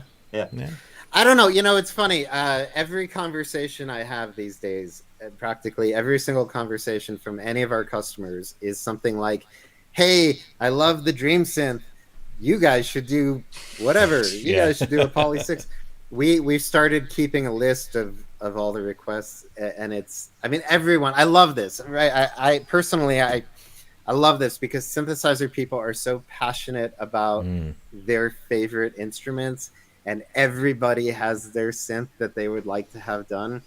And it's gotten to the point where whatever we put out, people say, oh, that's nice and all, but it's not whatever, the thing that I wanted. And that's why ultimately we have to do what we like. We have to do what we enjoy and what we're excited by, and just hope that other people will be excited about that as well. But we have gotten a lot of requests for the JP8000, which I've always found surprising. A little bit odd. It's is that coming back into fashion? I mean, it strikes me as such a 90s synth. Yeah, it is. And I mean, I'm a Roland Cloud subscriber for all my sins. And so I hang out in a couple of Roland Cloud kind of Facebook groups. And it is one that keeps coming up. Please do a JP8000. Please do a JP8000. So there's clearly a demand for that. I mean, I would love a software version of the AM1X, Yamaha's, it's that same era, same kind of thing. Yeah. Because it's just something I've always wanted and never really got around to getting. And so if I could just get a plug into that, I'd be kind of happy for a while. Yeah, Rob is, being on the other side of the pond, as it were, where the, techno was a little bigger, like that era. Yeah, true. Yeah. Is the JP8000 like a big, ravey techno kind of 90s thing? Was that what it was? Yeah, absolutely. Yeah, here it was, you didn't really have that scene nearly as much. Because it was really known. It was really known for that super saw, wasn't it? Yeah. Which again wasn't a big thing here, but more with British techno. So I think that's where the affection for that thing comes from. And the prophecy, right? What was that little Korg dealie? The little Korg prophecy, with the little knobs. Yeah. Well, hey, we'll put it. Does anybody ever talk about the cat? Meow. The Octave Cat. Yeah. I love. Yes, they do. They do. Oh, okay. I have 3 of them in my collection. Yeah. I always found them to be quite nice and creamy. Quite nice. I love them. Yeah. Yeah, I think they're nice. That would be a fun one to do. I mean, it's a mono synth, but it would have to be brought into this modern age. But but yeah, that's a cool synth. One. That's one I like a lot. Yeah. It's funny. People think. I think the Octave Cat has a really odd reputation of being some kind of ARP Odyssey clone, and it's not even anything like an ARP Odyssey. I don't know where that comes from. Well, it's entirely different. Probably because the slider locations and stuff. Yeah. I mean, it kind of lens to that, doesn't it? But it doesn't sound like one at all. It's a pretty unique instrument. That'd be fun. How about CS80? Yeah, that is probably our most requested synth. Yeah, okay. And of course, Arturia just released an update to their V Collection. Yep. I don't know, Kent, have you tried the new CS80? Have they made changes to it? Does it sound like yours? Yes, it is better than the previous versions. It's not quite there yet. Oh, wow. But they have modelled a lot of some of its very weird nuances really well. But it's still not quite there. Kent, is that a CS80 behind you, or is it a 60? I can't tell. Yes, No, that's that's it. an 80. Dan's got a beautiful one too. You can't see it, but it is back there behind him. Yeah. I do not. I have a CS15. Woo! Whee! If anybody has also a pitch slider for it, send it to me. I think I I've had a got one. CS1X. Haven't got it anymore. I've got CS6X now. So not quite on the bus yet. Not really. No. I'm still waiting there along with the Hydrasynth bus stop, which I'm still Yeah, I got CS80 down in the workshop there. If I showed you photographs of it, it'd just make you cry. Yeah. Oh, What the guy did to it. oh gosh. Oh my God, he pulled all the key contacts out with a pair of pliers. Oh, That's that one. Yeah. Because he We thought he might... we have access to 2 of them at Cherry Audio, so maybe someday we'll get brave and tackle that. That'd be interesting. Yeah. Well, I'll give you any help you need. Okay, Ken, you know Just what? hit me up, man. If you need advice. He's the man. He is. We'll do I mean, that. I'll be there. yeah. I'll be there with my We'll pipe. run Yes. I keep saying Yes. to Dan, I really want to do a GX1. If there was some way on earth we could do just a monster badass GX1, it would be so cool. But, I know where there is one. I know where there is one. We do You know what too, I mean, Dan. Oh Right? gosh. Yeah. And so Mitchell us and I story. both live in Las Vegas in the desert, and there's a Madame Tussauds wax museum here in Yeah. Las Vegas, and in that wax museum is a wax figure of Stevie Wonder sitting at an actual GX1. No way. They've actually got a GX1. well, There's an but- actual GX1, but it's just torn apart. I mean, wires hanging out of the bottom. It's and like a case, really. Yeah, It's it'll all never- the voice cards are out of it. Yeah, it'll never play again. man. the That's- saddest thing you've ever seen. Stick it in a crate and send it to Kent. I did. Yeah. I did sit I'll with sort Wax Stevie Wonder, and we played the GX1 together.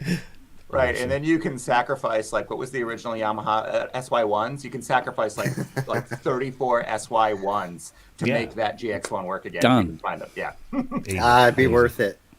That'd be It'd be fun. worth it. Right, what else have we got on the question front? I hope for a Buchla 200 system is on the list. Any plans for something We West don't Coast? even know how that works. Oh, Dan. there you go. Yeah, I've never had much luck wrapping my head around the Buchla equipment. It's beautiful, and I'd love to know how to use it, but I don't own any of it, and it's always really baffling. Dan, just think about what we're saying right now. Like in 10 minutes on some forums, like, these guys are idiots. They don't know anything about synthesizers. They don't know how Buchla works. Believe me, we'd figure it out. But yeah, it's crossed our mind. It would be really fun to do some, West Coast-ish modules. We've talked about it. If I pester Dan about it at some point, we might get around to that. Cool stuff. Here's a good one. Would you ever considering adding a MIDI recorder to your instruments to capture performances in the standalone versions? It's an interesting idea. It's an interesting idea. Yeah. Yeah, I don't know. I'm often surprised by how often people seem to use the standalone versions. The criticism of Minimode not having effects seems to be that some people want to play it standalone and have the built-in effects, and I never imagined that. I would think people mostly use their DAW or MainStage or some platform to host these things where they can use whatever effects they want and record whatever they want. But I don't know if enough people ask for that feature, it's certainly something we could do. We'll do a standalone effects processor that you virtually audio connect. Oh yeah, that's a good idea. Then you can use it on anything. It's funny because I always, Dan's right, because in my mind, I always regard the standalones as totally useless, except for me, because, you know, for us, obviously we're the company and we need to fire them up. You know, I fire up all of our virtual instruments 20 times a day for one reason or another, to take a screenshot or get to a preset, something. So it's super duper handy for us to have the standalones at the company because of that. But as far as actually using them in songs, composition, playing live, yeah, for me, it's all Logic, Mainstage, all that stuff. So that is interesting. It's telling that people are using them. So it's cool. I guess it's cool that they use them, and it's also cool that our standalones work really well and are really functional and aren't weird or anything. So, well, I have to put my hand up. You know, I will, if I just fancy messing around, or maybe I want to just show somebody, you know, it's so much easier. Just go click, boom, there it is. Yeah. Rather than having to, you know, fire up Logic or whatever. So I think there's definitely that's how we use them. Yeah. I'm always happy when I see a standalone version in there. I'm always a little disappointed when I don't. So I've been developing professional music software since the 1990s, and I can tell you that the way, as a developer, the way we imagine our customers will use our software is almost never the way the customers use the software. Yeah. It's just, I mean, you just never know what people will do with things. So we are, you know what, go to our forums, post your feature requests. We listen to our customers probably more than most companies do. We take requests very seriously, and we're always trying to make our products better. And we are totally open to features like that. Cool. It's funny because I'm always saying to Dan, you know, no one's using it that way. You shouldn't design it. I'm probably completely wrong. It's probably what I'm saying is I won't use it that way, but who knows? Yeah, you just never know.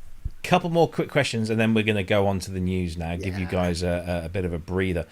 So Paul is there a way to keep the keyboard active without taking up synth screen territory? Because I think when your keyboard on your plugins, you like click a button and then you get a little window come up, rather than people ask for this a lot. Yeah, rather than like the traditional under the thing keyboard. There isn't, but there probably should be. We get a surprising number of requests for that. And it makes sense. You know, I think people are on the airplane or in the bus or whatever, and you know they're playing with these instruments that way.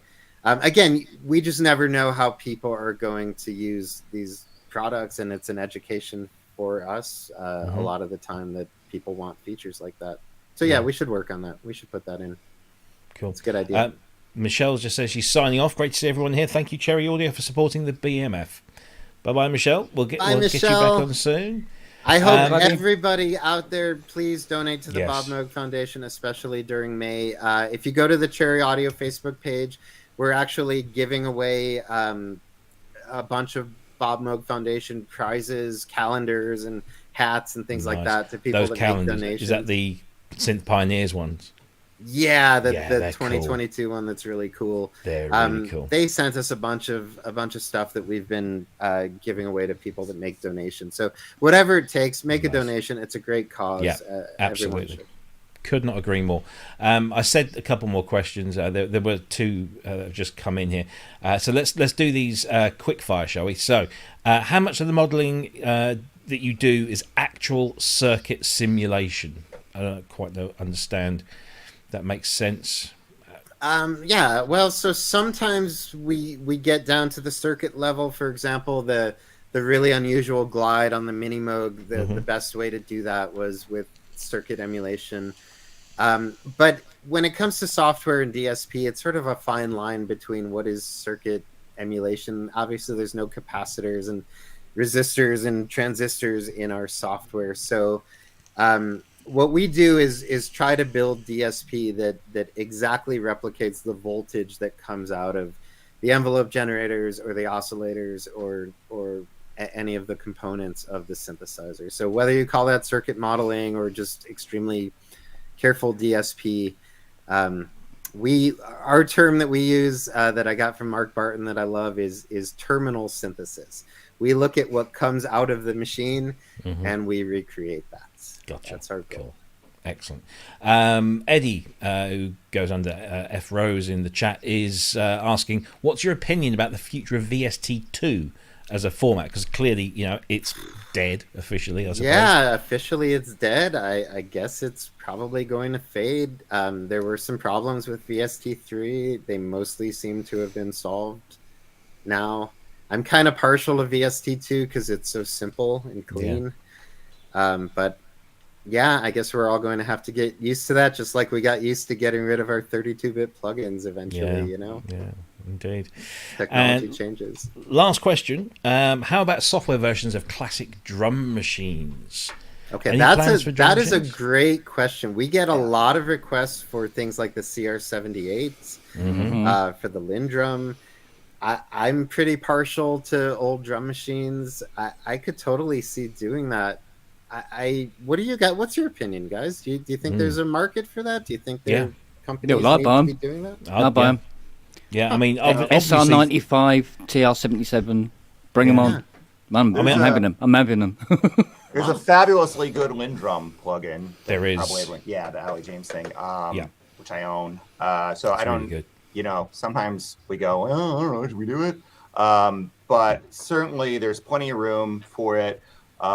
In voltage, to do one of these a little, like we have those voltage modules of all the transistor 808 and 909 ones we did, which are really cool and I think a little overlooked. And there's like a Simmons plugin in there, a Hexagon. I love doing those. And so, there's certainly a chance that we could do that. I suppose, I mean, my penchant is for sample-based drum machines, the Linz drum emulators, the Yamaha RX5s and stuff. So I guess there's a problem with sample-based machines because of copyright and licensing, where it may or may not have lapsed. So because I know that Bruce Forat's very protective of the the Lindrum archives. So I guess stuff like that might not be so easy to do. But then you say like the Ali James V-Prom Lindrum is just brilliant. Really, it nails it's got all the little quirks and everything. It's really, really good. As is his Fairlight that's going to be coming out really soon. Yeah, has about 5 years. I'm not trying to be a jerk. I hope he does it soon. Like, I'm as excited as anyone. I was like, oh, it's going to be so cool.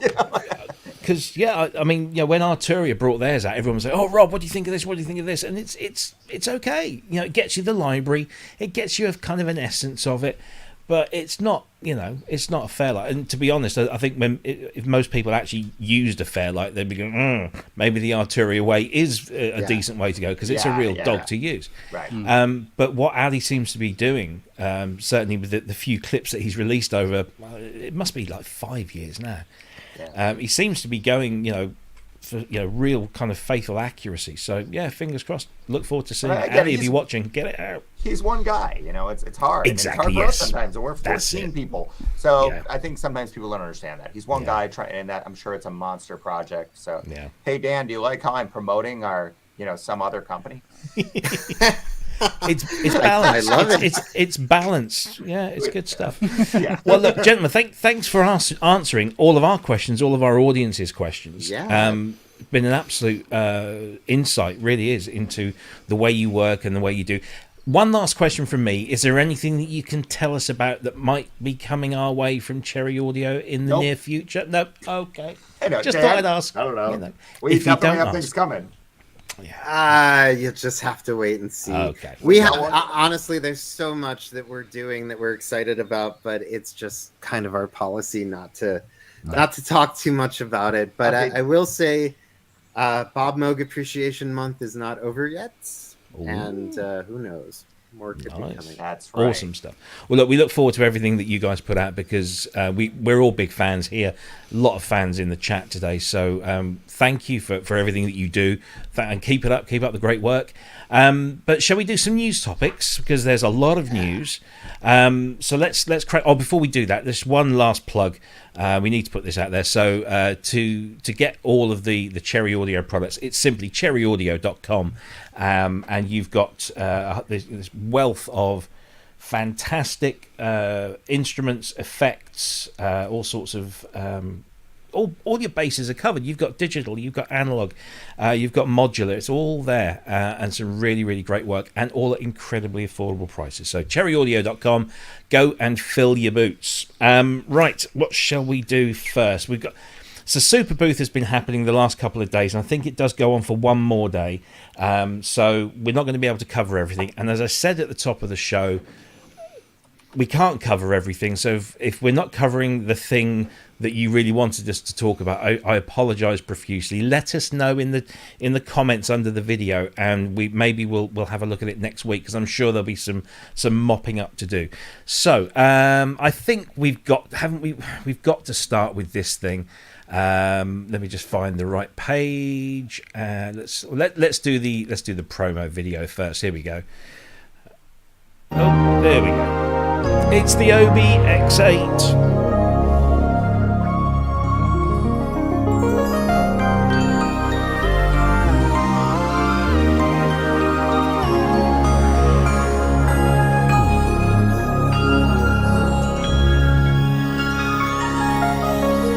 He's been on the show.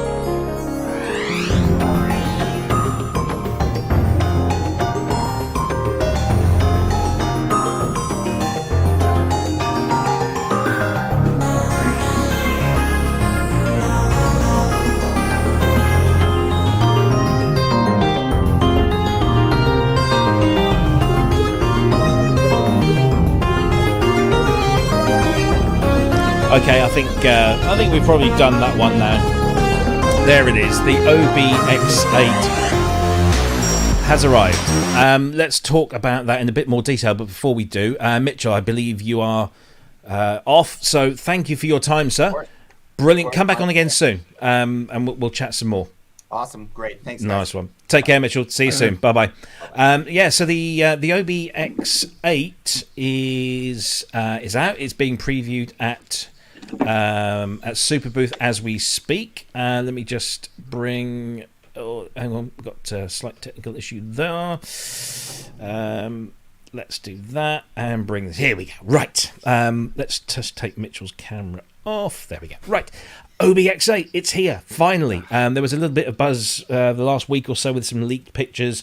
It's available now, I guess, to buy. I think pre-order. I think pre-orders are kind of taken up now. But it is a genuine classic Oberheim, built and engineered with the assistance of Dave Smith at Sequential Circuits. But Tom is. I'm getting my synth legends mixed up. Tom is fully involved in this, and it looks just exquisite. It sounds amazing. I was watching Marcus Rahl's demo of it on the Sonic State channel yesterday. No effects, and it doesn't really need them, to be honest. It just sounds delightful. It just has everything you would expect a modern, genuine OB-X8 to have. What more can I say? Dan, you've got a fine collection of originals right behind you there. Will you be adding one of these? Oh, I want one so bad. It's beautiful. Behind me, I have a vintage OB-X that doesn't, it barely works. It's such a fragile instrument. And just for the opportunity to have an OB-X that's reliable and functional. But this thing is an OB-X and an OB-X8 and an OB-8 all in one. Yeah. I am such a fan of vintage Oberheim, and this thing looks beautiful to me. Yeah. Kent, what do you think about this one? Yes! Yeah. Finally. Yeah. I am so getting one of these. I don't know where I'm putting it, but I am so getting one of these. Yeah. And, because I know there's a lot of people saying, 5,000, that's very expensive, isn't it? Well, you go out and you buy an OB-X, that's going to cost you, what, 8? XA, they're about 6.5 to 7 now. And an 8 at about, what, 5? Add it up. No, they're not. Yeah. I got to say, an OB-X, I think, at least in dollars, they're $15,000 to $20,000 if you can find one in the States. They've gotten quite expensive these days. Yeah. No, I think we were saying earlier, weren't we, that the price of an original OB whatever back in the day was around $5,000 US, and this is $5,000, and so it's a cheaper machine. If you take inflation into account, and of course inflation is crazy at the moment, but it is such an amazing sound that they have. And if we just bring the specs up here, so it's 8-voice pure analog signal path, digitally controlled envelopes, by the way, 2 discrete SEM OB-X lineage VCOs per voice, discrete SEM lineage VCFs, genuine Curtis filters for the OB-X8, OB-8A sound, meticulously modelled envelope responses from each of the OB models, 61 key FATAR velocity and touch sensitive keyboard, which of course the originals they had velocity but not touch, not after touch, did they? There's no velocity on the originals. Oh right, really? Wow, I didn't know that. There you go. Every day's a school day. Bitimbral capability, so that's kind of mimicking what the Rev 4 Prophet 5 does, the Polybrute and that stuff. Loads of programs and presets.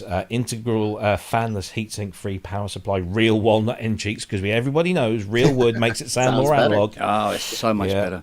Little high resolution OLED display, classic Oberheim pitch and mod levers, which I think is just a lovely touch. 32.5 pounds in weight. So you're going to need a decent stand for that. But yeah, that's some great specs right there. And I think, it's just... I think the very fact that Tom Oberheim is back in the business, back in the game, sat next to a brand new Oberheim is worth its weight in gold anyway. So it's just I just hope the service manual for this isn't hand-drawn this time.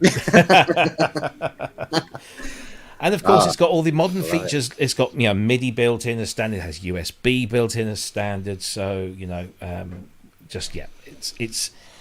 it's the Oberheim for the modern day, and beautiful machine. Yeah, it's absolutely beautiful, and just so nice to have that back. So that's probably the biggest news of the week so far.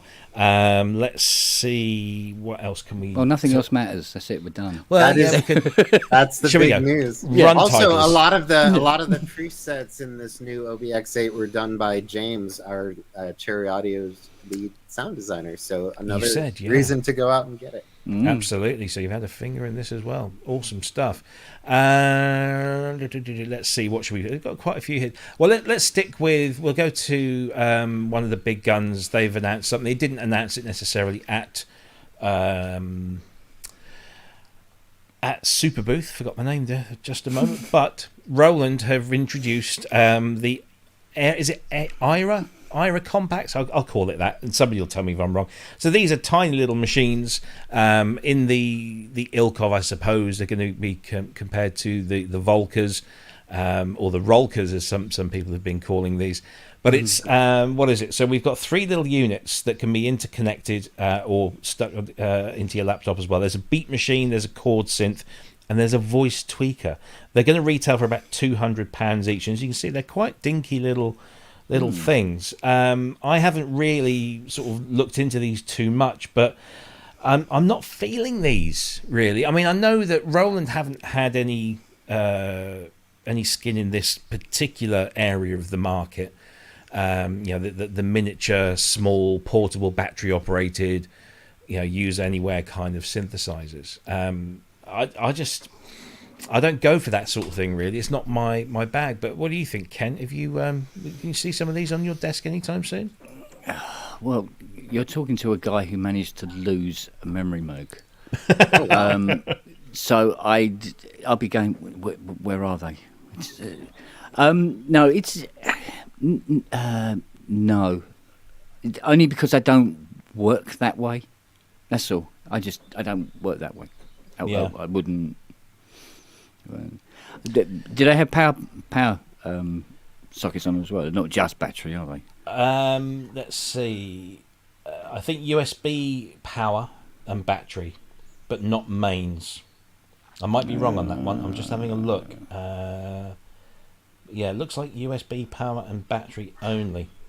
Okay. Now that's going to be interesting because, as as I do have some USB powered, like I've got the Uno stuff, the IK Multimedia stuff, and you can get some nasty ground loops with using USB, and then to be fair, they've got USB-C, so Wagyu will be happy. And it's got an internal lithium-ion battery, apparently. Oh, okay. Oh, so that's charge it. Wow. So that's better, because that's the other thing is I don't like using, disposable batteries, and then you have to have rechargeable ones. The ones, it's like my trackpad came up with low battery just a little while ago, so I'm hoping it's going to stay, because I haven't got any backed up, charged up, ready to go in there. So having it built in is good. That'd be interesting to see. But what about you, Dan?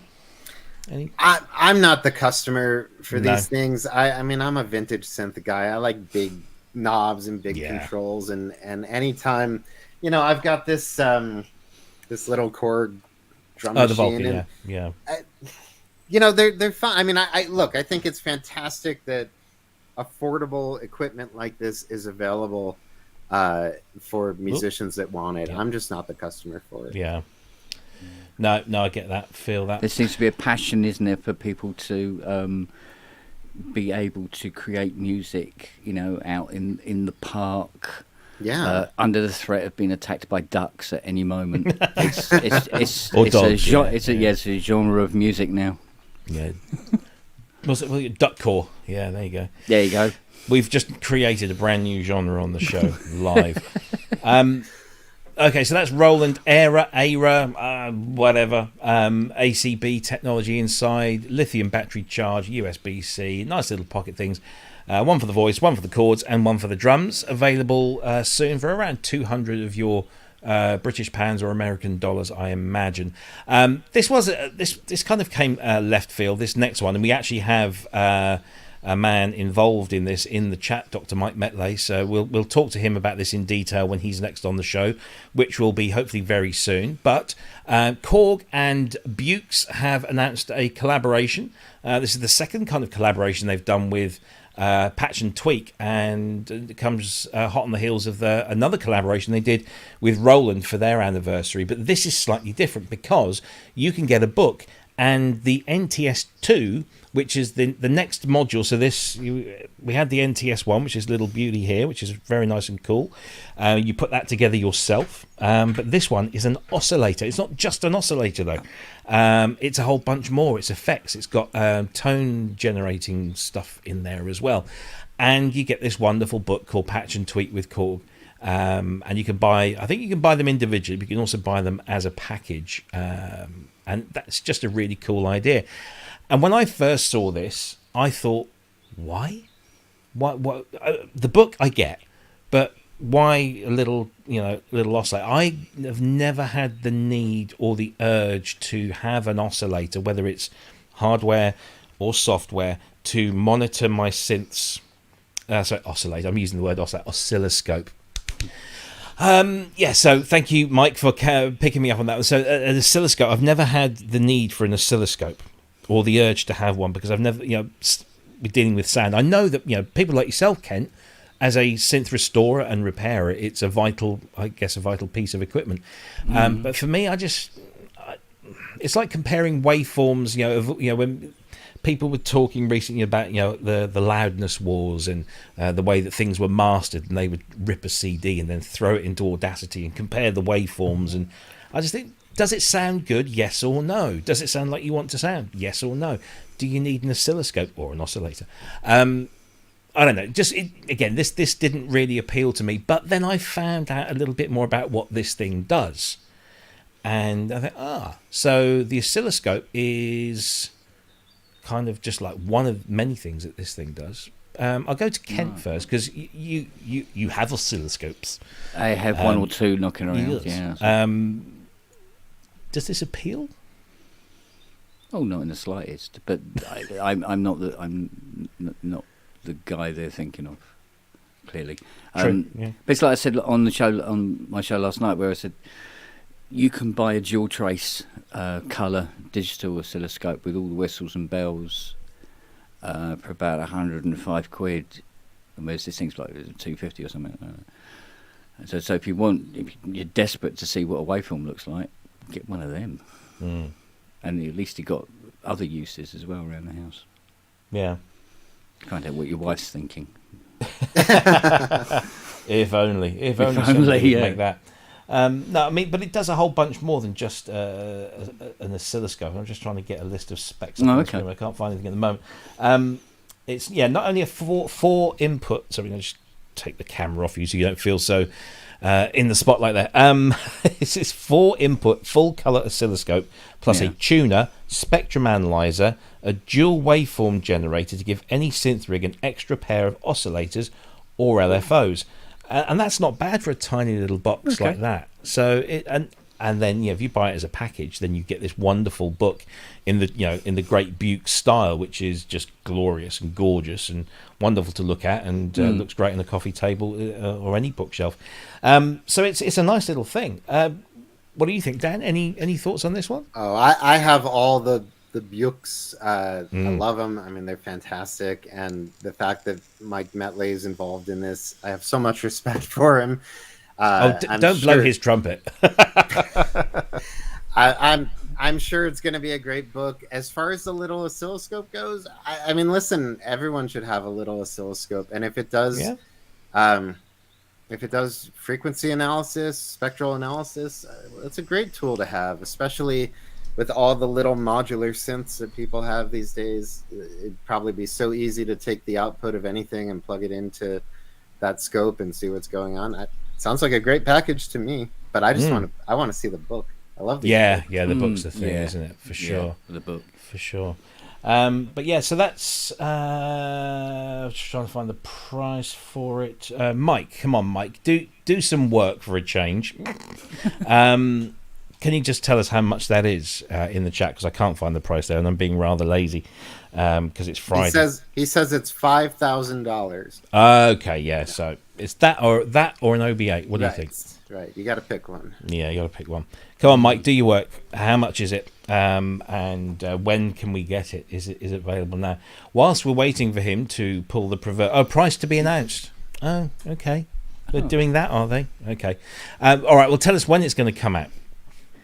When the chips arrive. When the chips arrive. Oh, dear, dear. Yes, indeed. Talking of which, we might as well get this one out of the way. Let's just...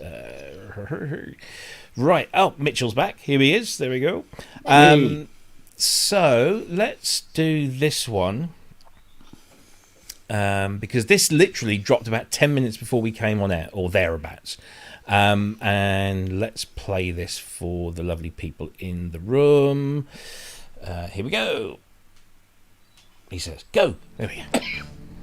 Hey, Daniel with Behringer, introducing a synth that has a ladder filter that everyone can afford to climb up.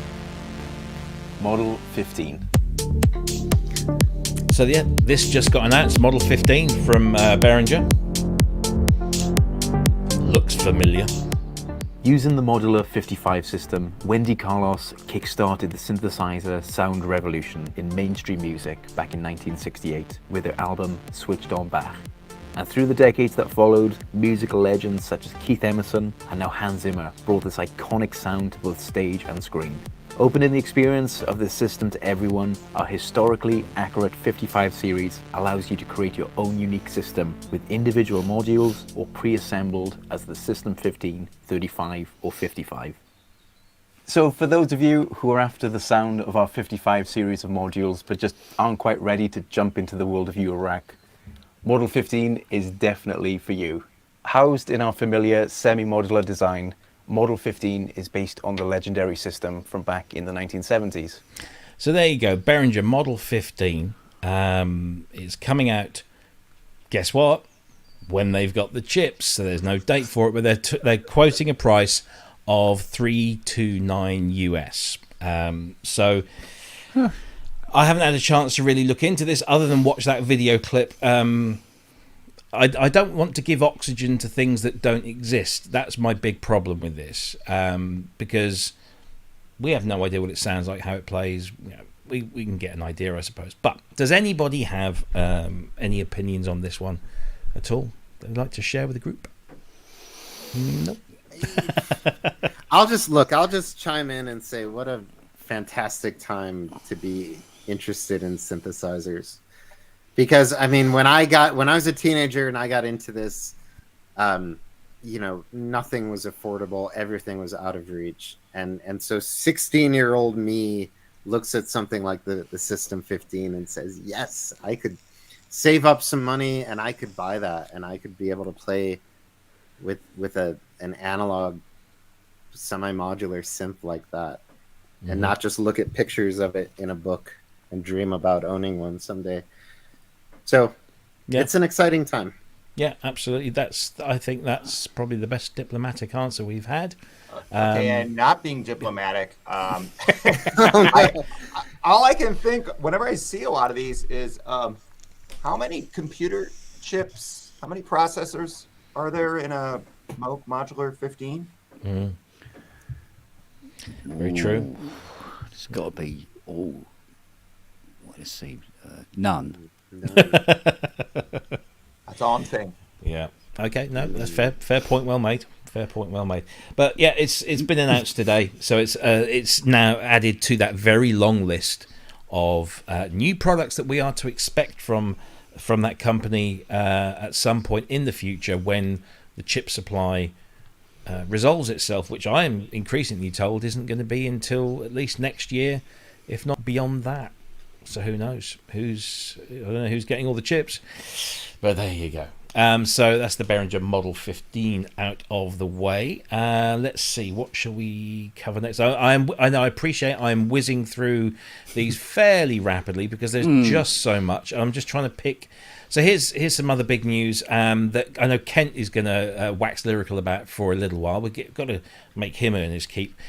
So our friends over in France have announced V Collection 9, the Arturia V Collection 9, which adds a handful of new tools to the suite. So first up, there is a Korg MS-20, the MS-20V. There is the SQ80V, which wasn't in V Collection 8 when it launched, but if you upgraded, there was like a discounted offer, they threw it in, or you got it at a very cheap price, but it's now officially part of the V Collection family.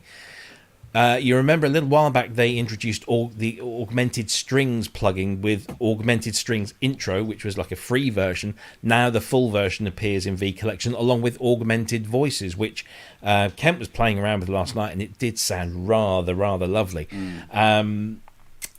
But also they've rebuilt 4 of those instruments. So the Prophet 5 and the Prophet VS used to be like one instrument.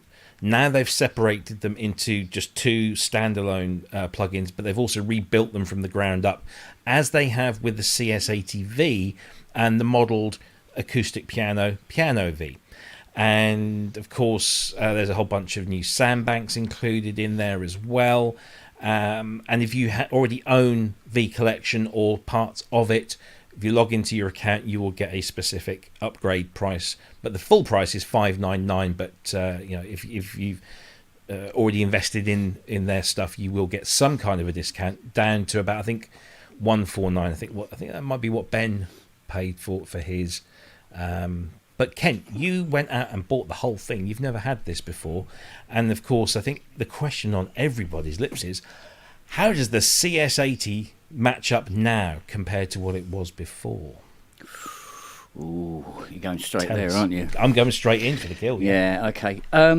Yes, I remember playing the CS80V version 1, although I didn't know that then, and going, oh, bless them. It was like... and it has progressively got better. I'm not really familiar with 3 and 4 and stuff, but this particular version 4 that they've done is tantalisingly close. Okay. Tantalisingly close. It's definitely very, very, very usable. So yes, it was really quite good.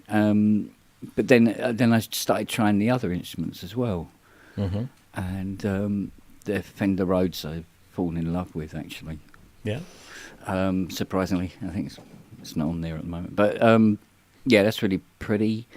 I thought it was absolutely brilliant, actually. Well, when you consider how many instruments you're getting, because initially, I must admit, I went, how much? But it was, and you go, oh, Christ, there's like 30 odd instruments in there. Oh, Yeah. Okay, yeah. All right, Because go I think for it. individually you're looking at like 150, 200 if you just want to buy one of those instruments. Yeah. So for the price of 3 instruments, you're getting 30 extra.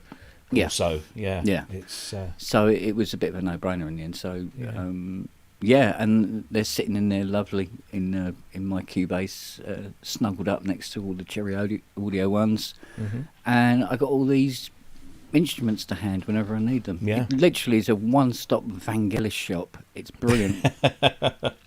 Yes, it is very nice. I'm a big fan of the V Collection.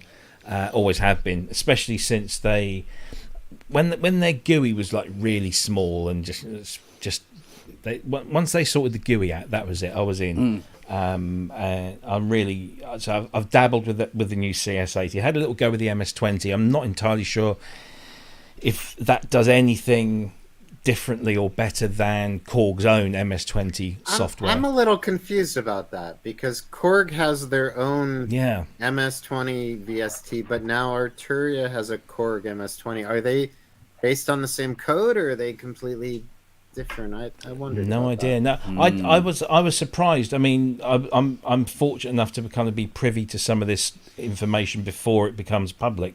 And when I heard about that and saw the logo on the front, I thought, oh, that's interesting, because they must have got permission to do that. Oh yeah. So there must be something. There must be something going. As I said, I have no idea if it's the same code. No. I have my doubt, though, because the Korg version's been out for quite some time.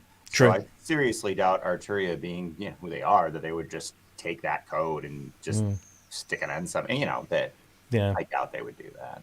Maybe they've improved upon it because Korg, because there is a propensity now for, and you guys do something similar, don't you? You bundle your instruments up into like a package that you can get. Sure. So I like, Roland do it, you do it, Arturia do it, and they've been doing for a while. Korg have a collection, although I have to say that their pricing structure and upgrade paths are probably the worst, but the plugins are rather good. So it is interesting to see that one in there. What do you guys think as software instrument developers of, because Arturia have been doing this for a very long time, and so they've got a really big reputation. Do you have a degree of admiration for what they do, or are you looking, because you're both kind of aiming maybe at separate, I mean, I've used Arturia software since the very first modular, the Moog modular came out. I mean, they have, that's a groundbreaking company that does incredibly impressive work, and we know some of the guys that are part of it, and we can only dream of someday having a fraction of the success that they've had. I love these instruments. I remember being at NAMM when the Arturia Jupiter 8 came out, and they had headphones set up, and you could put the headphones on, and they had little keyboards, and you could play it. And I own a Jupiter 8, and my jaw dropped. I mean, it was so good. It's been they have really pioneered what we try to do these days. They've pushed the boundaries so far. So yeah, nothing but respect for this. Yeah, prior to our company being a thing, they were my go-to virtual analogs, and now I have our stuff. But still, the Prophet 5 was a big thing because, as I mentioned, I love Prophet 5s, and it's funny because it always drove me nuts that the previous version of it had that like little effects box thing stuck next to it, and like I always hated that as a UI thing, and I always kind of hated that it was the VS and the Prophet 5 were put together. It seemed like a three-headed platypus kind of decision. And apparently they've now fixed all that. Separating them was definitely a wise move. And it looks like they've jettisoned the that effects box things. It seemed like the UI wasted a lot of space. So, but as instruments, I mean, they're great. And so I'm happy they've done these updates. I mean, it is a massive package now that you look through the analog synth emulations. So you've got MS-20, CS80, Prophet 5, vocoder, OP-X8. Did you notice that they've changed the name of the OB-X8 to the OP-X8? I don't know whether that there was a quiet word had over Arturia, whether they just did that out of respect. I'm not entirely sure, but anyway, the Juno 6, the Buchler Easel, the Minimoog, the SEM, the Jupiter 8, the 2600, the Moog Modular, the Synthy, and then why they've got the Emulator 2 under analog synths, that's an interesting one. But anyway, going on to digital stuff. Well, yeah, I suppose filters, yeah. So Emulator 2, SQ80, Prophet VS, Matrix 12, CMI, DX7, Synclavier, the Casio CZ. Then you've got the Farfisa Mellotron, the B3. You've got the Piano V, the Selena, the Clavinet, the Stage 73, the Whirly V, the Vox Continental, and now these two augmented acoustic instruments in there as well. Bang for buck, it's right up there. I know that people do complain about the price, but they're always going to complain about something. It's either too expensive or it's too cheap. You're never going to win. But it's out now, and you can upgrade for your own personal price if you've already got some of the Arturia stuff. If not, if you want to pay the full price, it's $599. Can you confirm? Is it $5? It's $499 at the moment. $499. Okay, it will go up to $599 later. But I did it where I bought it over 4 months, which takes it pretty much to. Yeah, and that's another thing. You can split the payments directly with Arturia. You don't have to worry about using your whatever. You can just do it directly with them. So that's quite cool. So there you go. Arturia V Collection 9 is out available now. Right, let's get on to some hardware announcements from Superbooth, and there is a couple from Erica Synths. So first of all, this lovely thing has been launched. This is the SYNTRX 2, which is kind of is a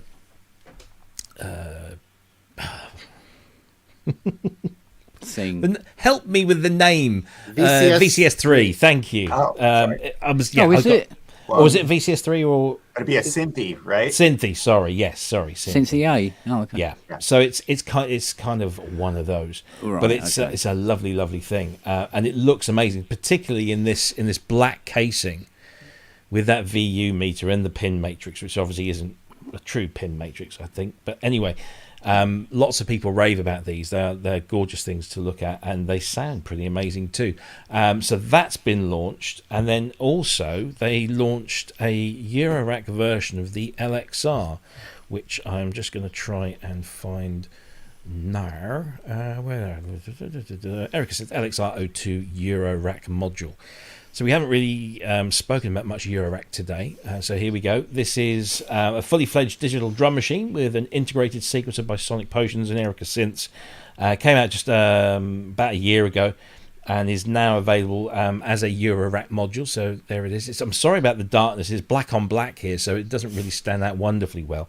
But that's a nice little Eurorack thing. I'm not into Eurorack at all, as everybody knows.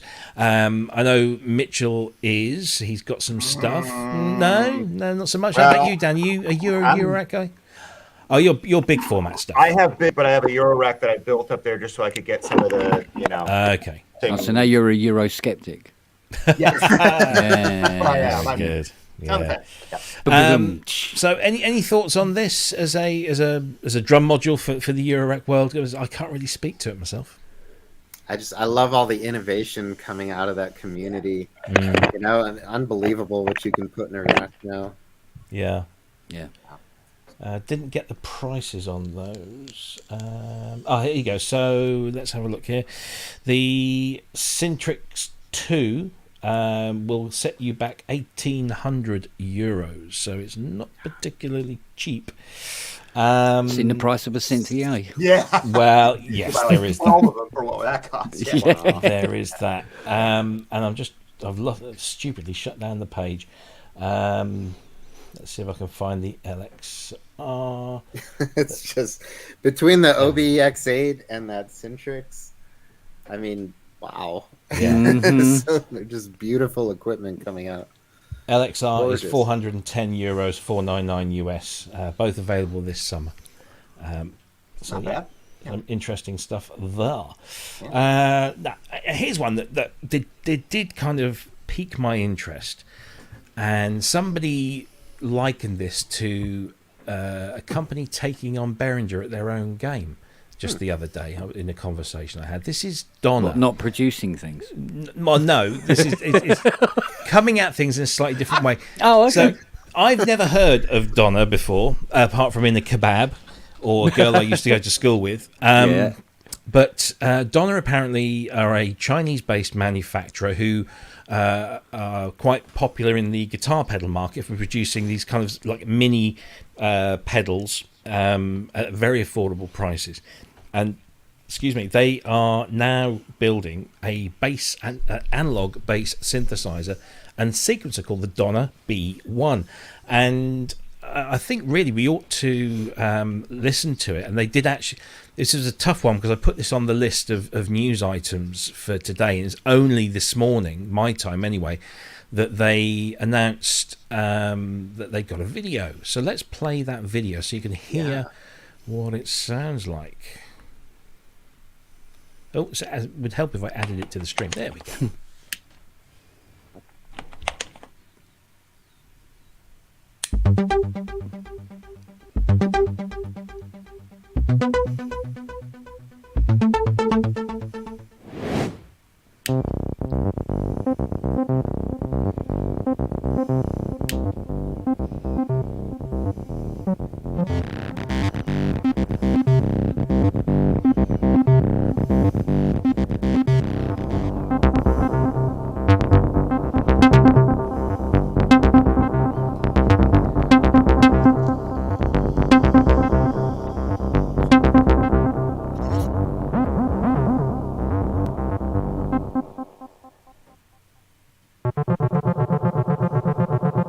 It's not the most inspiring demonstration video, I must admit.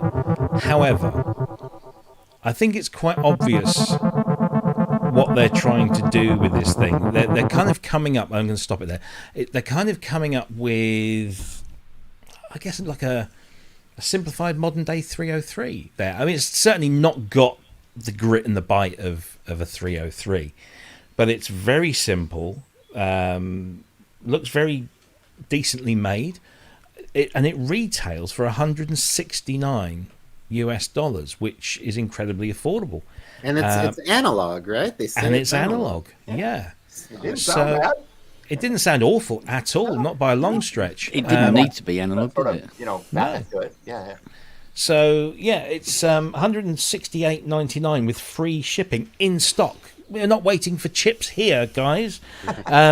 So yeah, looks really interesting. The connectivity at the back. I'm just trying to get this. I think it had USB mains power, USB-C. There you go, Wagyu. People are definitely listening to you, mate. I think it had MIDI.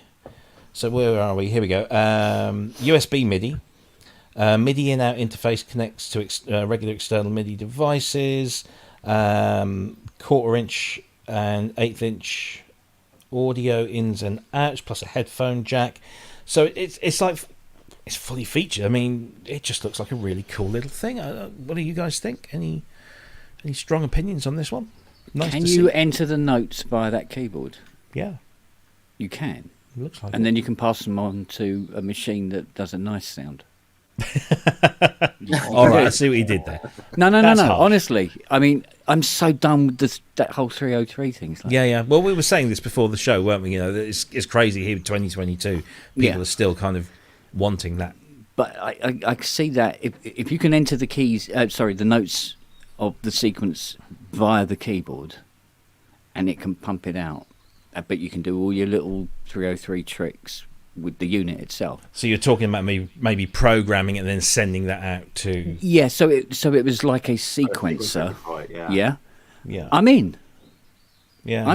Yeah, because I'm probably on a register somewhere for the amount of 303s I've punched that I've had when I'm testing them after I've repaired them, and I can never remember how to get the note. I go, oh, which button is it you hold? And you go, I don't know, punch.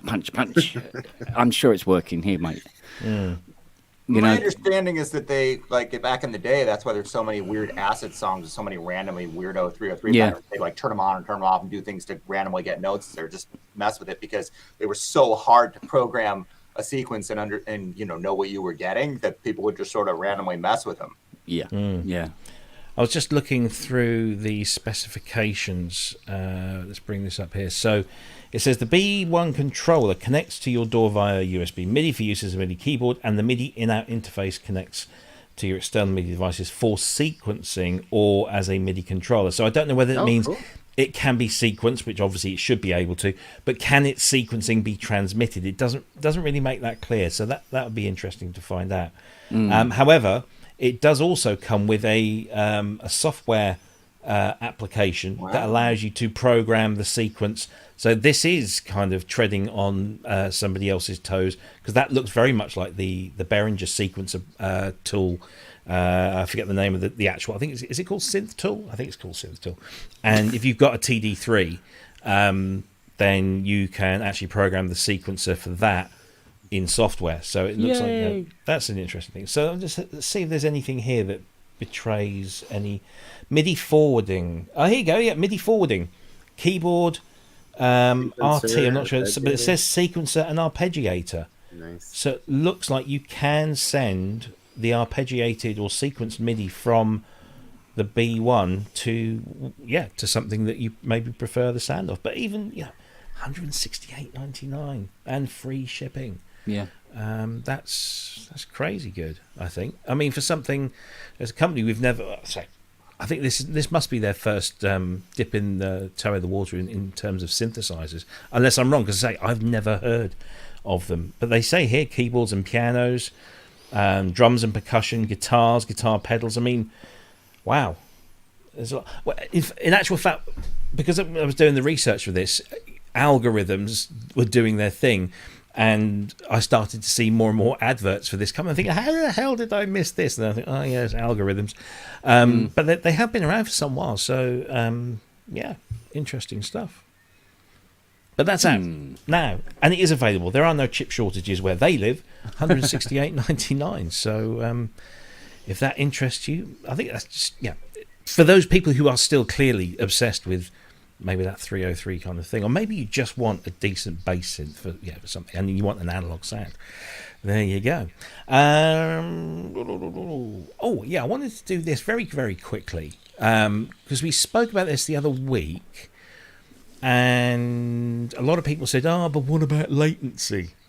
So let me just cue this up properly. Everything seems to be auto-playing today. I don't know why that is.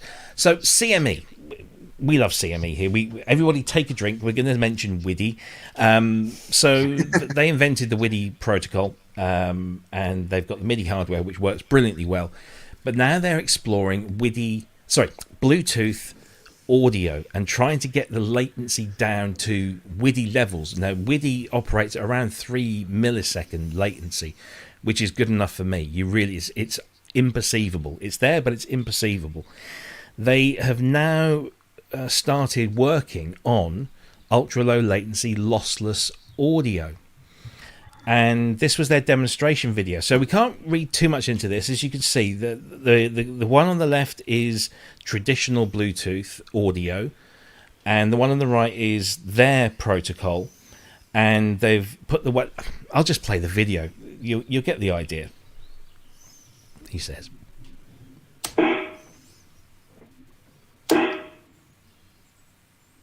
in case you didn't know, but yeah, there you go. That's great.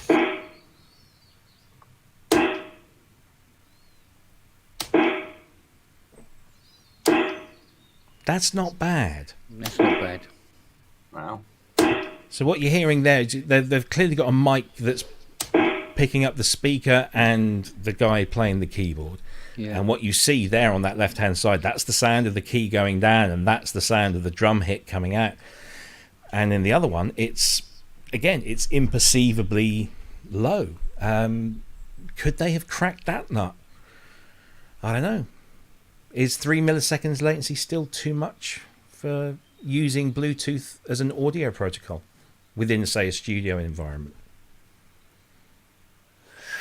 It's just scientifically, I think anything under 10 milliseconds is imperceptible. Yeah. I mean, that's astonishingly good. And to someone like me that has a lot of cables in their studio, Yeah. something like that is a dream come true. Yeah, absolutely. Yeah, absolutely. No, it's interesting stuff. But I thought I'd play that just to sort of, shows it. That one can be done. We're trying to demonstrate WIDI latency is kind of difficult because you have to kind of play it to feel that it's just imperceivable. But that's got an interesting thing. No, people are asking about sample rates, mono, stereo.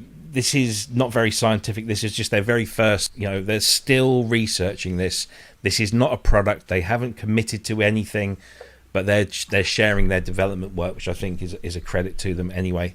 And if anybody can crack, Bluetooth and latency within audio and music technology, it's these guys, because they've got pretty much years of experience in that.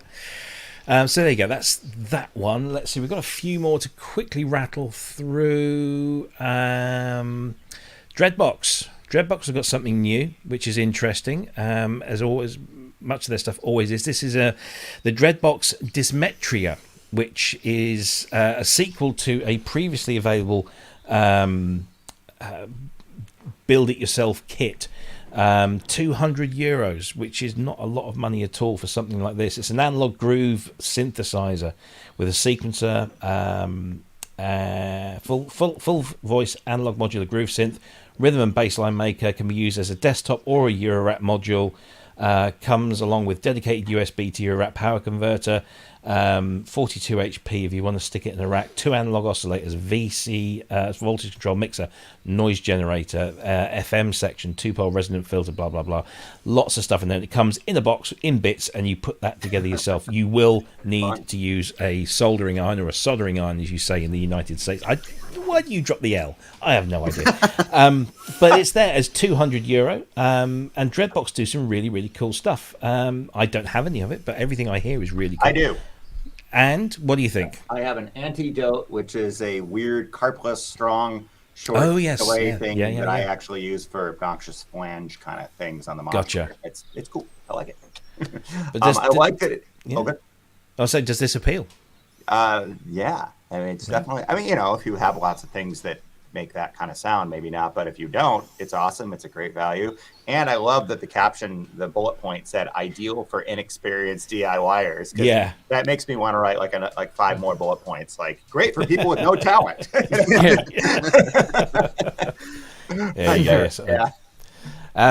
But no, it's interesting. I've always wanted to, because my soldering skills are not that great, which is why I generally pay other people to do it.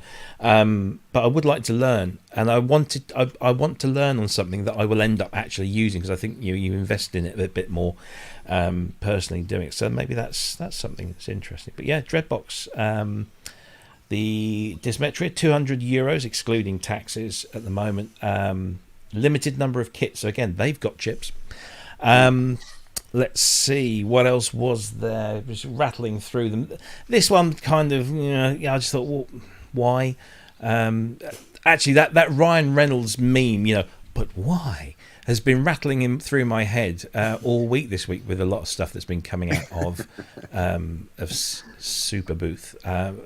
Kind of glad that maybe I didn't go, because I don't think there'd been a huge amount there that would have excited me. This included. This is the Unosynth Pro. Now, I love the Unosynth Pro, but this is the Unosynth Pro Black Edition.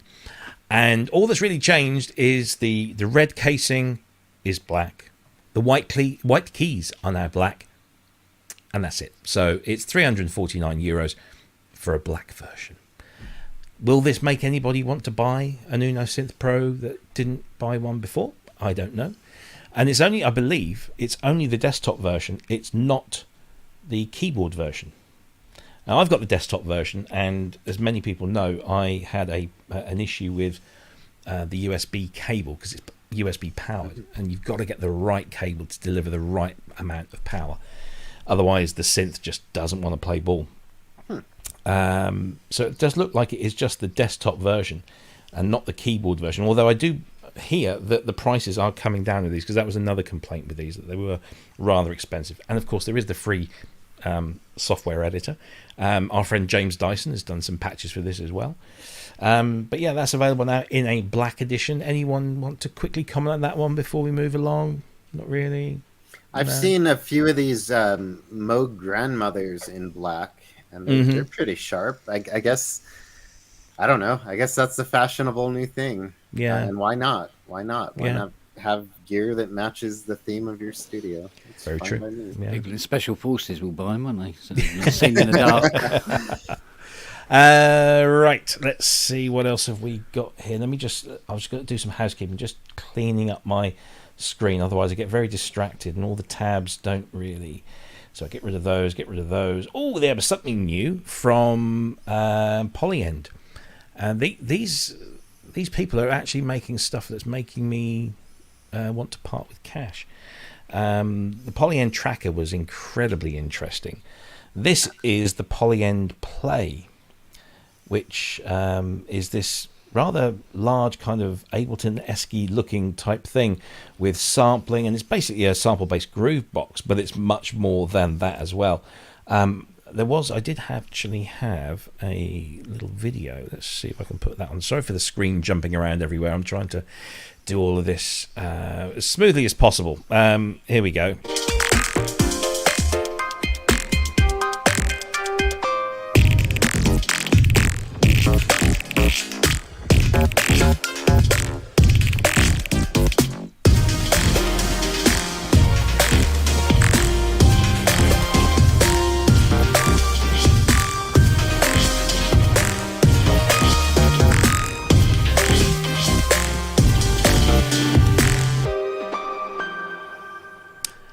Really tell us much, the video there, did it? But it sounds okay. I mean, it's basically a sampling groove box with loads of extra stuff in there as well. I mean, I guess it's kind of like an Ableton box. It kind of has that look about it, using the grids and everything. But $7.99 US, which is it's pretty good. It's 8 voice polyphonic, 8 audio tracks.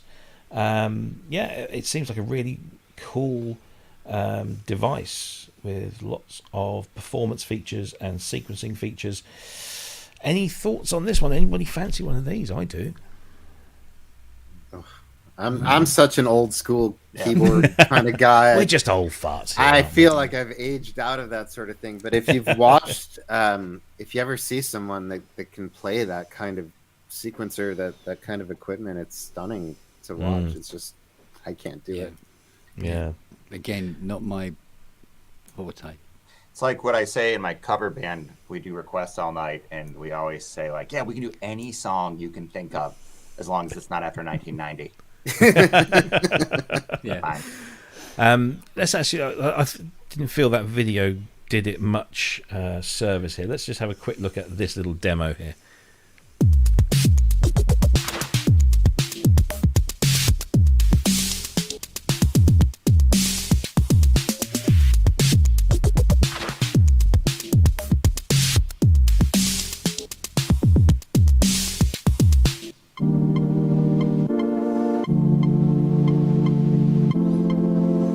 I like what it can do, but when I see this, we spoke about the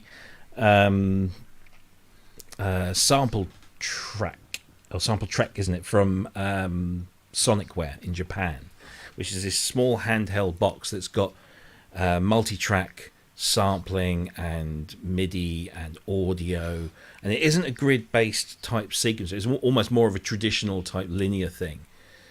And it's a lot cheaper, and I think it's going to be a lot more fun. I think, whereas this is quite a big thing. But I guess it's horses for courses, isn't it? Maybe that's just the way. So we are old fashioned. We like our things linear, not grid based. I don't know. Maybe that's that. No. But there you go. Polyend, the Polyend Play is available for $7.99. Couple more things. Well, actually, there's.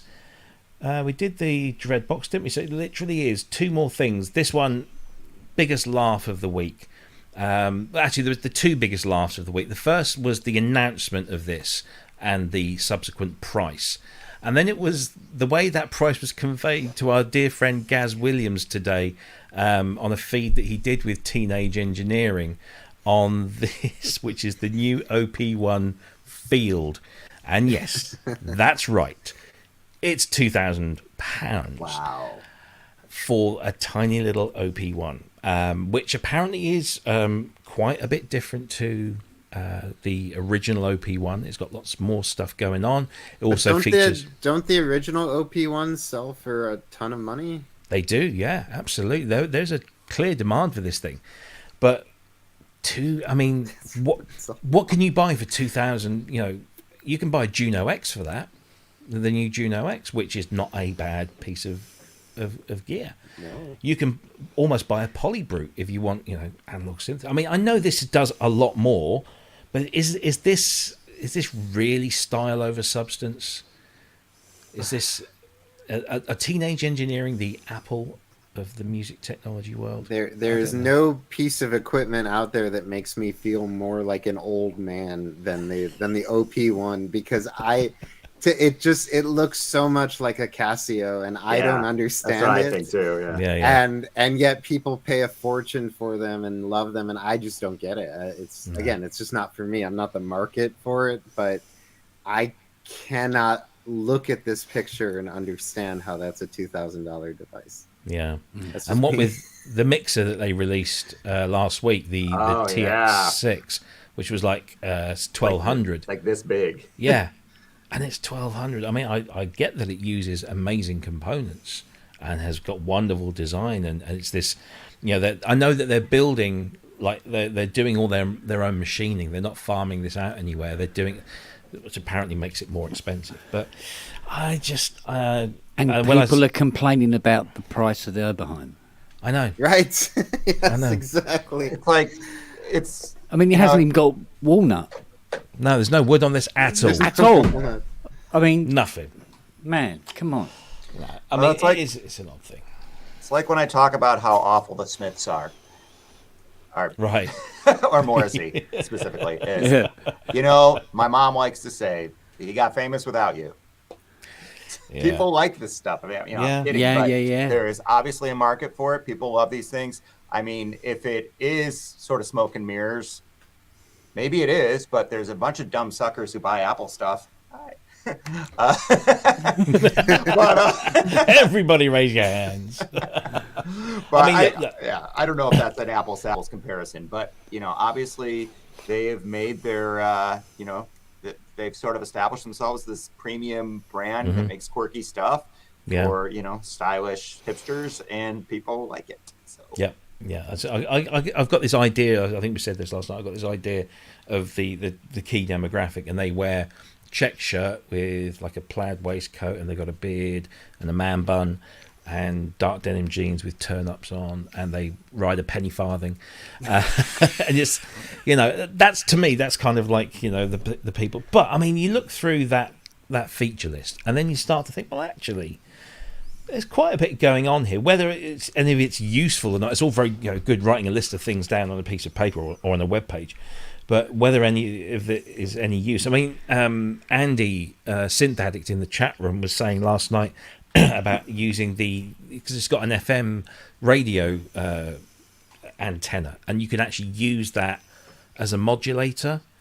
So that's kind of interesting. I mean, there is some very interesting stuff going on in that list. But I think the real giveaway about the marketing of this is that when they're giving you that list of all the features and stuff like that, they have gone to the trouble of telling you that it has 2 Velcro straps. Yes. Dual Velcro. It is really high quality Velcro. So it's the dog's nuts, isn't it? Yeah, absolutely. Yeah, absolutely. No, I think this is not on my shopping list at all. As Wagyu points out here, new custom USB cable. I mean, to be fair, because I am one of those snobs, it is a beautiful piece of gear, and I'm not saying that snarky at all. Like, it really is beautiful stuff, and it kind of has the appeal like Apple stuff does, that it's very elegant and very beautifully designed, and they do have that. I'll give it to them. And I'm sure it's not junky. I think those cases are actually metal and milled and, like, you know, pretty high-end snazzy stuff, and I'm sure the buttons don't feel cheap, and it's sort of the opposite of that company that we don't say the name of. It's a very beautiful, nice thing. So if you look at it that way, another $500, you can have it in black. Ooh, right. Yeah. Oh, Right. Yeah. Now we start. Yeah. You're Wait. a Anyway, man. look, Teenage Engineering OP1 Field. when the paint arrives. Yeah. I can see the memes happening. The OP1 Field. I can see them in my head over the next few weeks. Look. It's going to appeal to somebody somewhere. I'm sure that it will sell enough for them to keep doing what they do. And It's probably called Tarquin and drinks kale smoothies. yeah, but look, there's something for everyone, and there are going to be people that want this and buy this and find this interesting and exciting, and hopefully make some great music out of it. And that's all I can say. Last news topic of the day, and this is one that I must promote because I'm kind of contractually obliged. No, I'm not obliged at all. But there is a new music technology show in the UK, so I'm sorry for everyone that's not living here.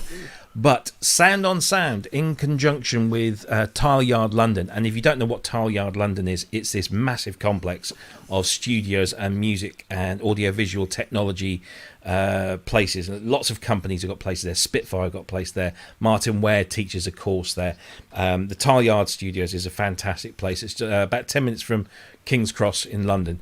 And Sound on Sound are going to be hosting Gearfest. This is in addition to Synthfest, which happens in Sheffield in July, but this is all happening at the Tileyard in London. It's a £10 ticket price, so you can buy your tickets now. There's going to be all sorts of studio equipment. This is all about studio, but there are going to be synthesizers there as well. But anything like studio technology is all going to be there and being demonstrated, and the list of exhibitors includes the likes of Ableton, Akai, Adam Audio, Focusrite, Sonox, Novation, Korg, Neve, Dolby. Apparently there's going to be a big Dolby Atmos demo there, which I'm really looking forward to. Bitwig, Bjooks are going to be there. I don't know whether Mike's going to get on the plane and come over there. Nord are going to be there. So lots of Spitfire as well, of course, so they just pop across the hall. But it's happening 2nd of July at the Tileyard Studios.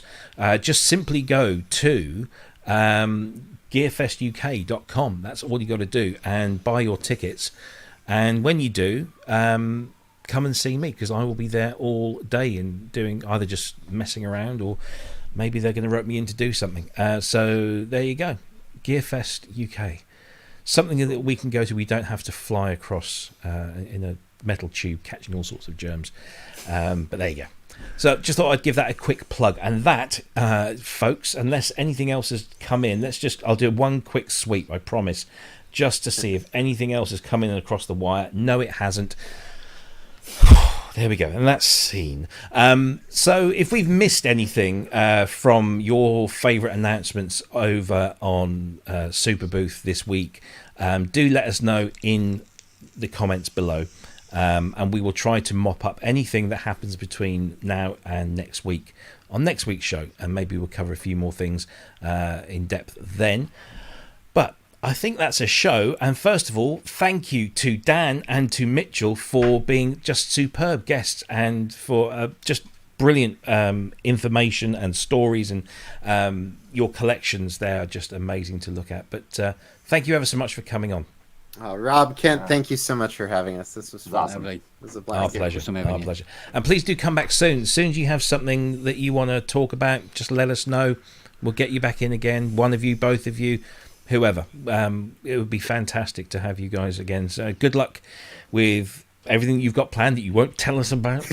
But I'm sure it's going to be brilliant. I can't wait to see what it is. So thank you, and all the best to you and the whole team at Cherry Audio. Thank you for joining us. Kent, my friend, thank you again. No problem. Anything exciting happening for you this weekend? Yeah, in about 30 minutes I'm going to do another show because I'm bored. Oh right, okay. I won't be joining that one, I'm afraid. Well, that's all right. It'll probably just be me, a dog, and a Kit Kat. And you and a Kit Kat. Okay. Well, if you want to do that, Kent Spong is the name of the channel. I'm sure. Actually, I want to say big thanks to Sasquatch in the chat room for posting all of the links to everything that we've spoken about today. He's done a sterling job. Thank you very much indeed. I think that deserves a round of applause. There we go. Oh, no, there's a quick one. Let's give him a long one. There we go. Thank you, Sass, for doing that. That's really useful. And I will try and put all the links in the description when I edit the show a little bit later on this weekend if I get time.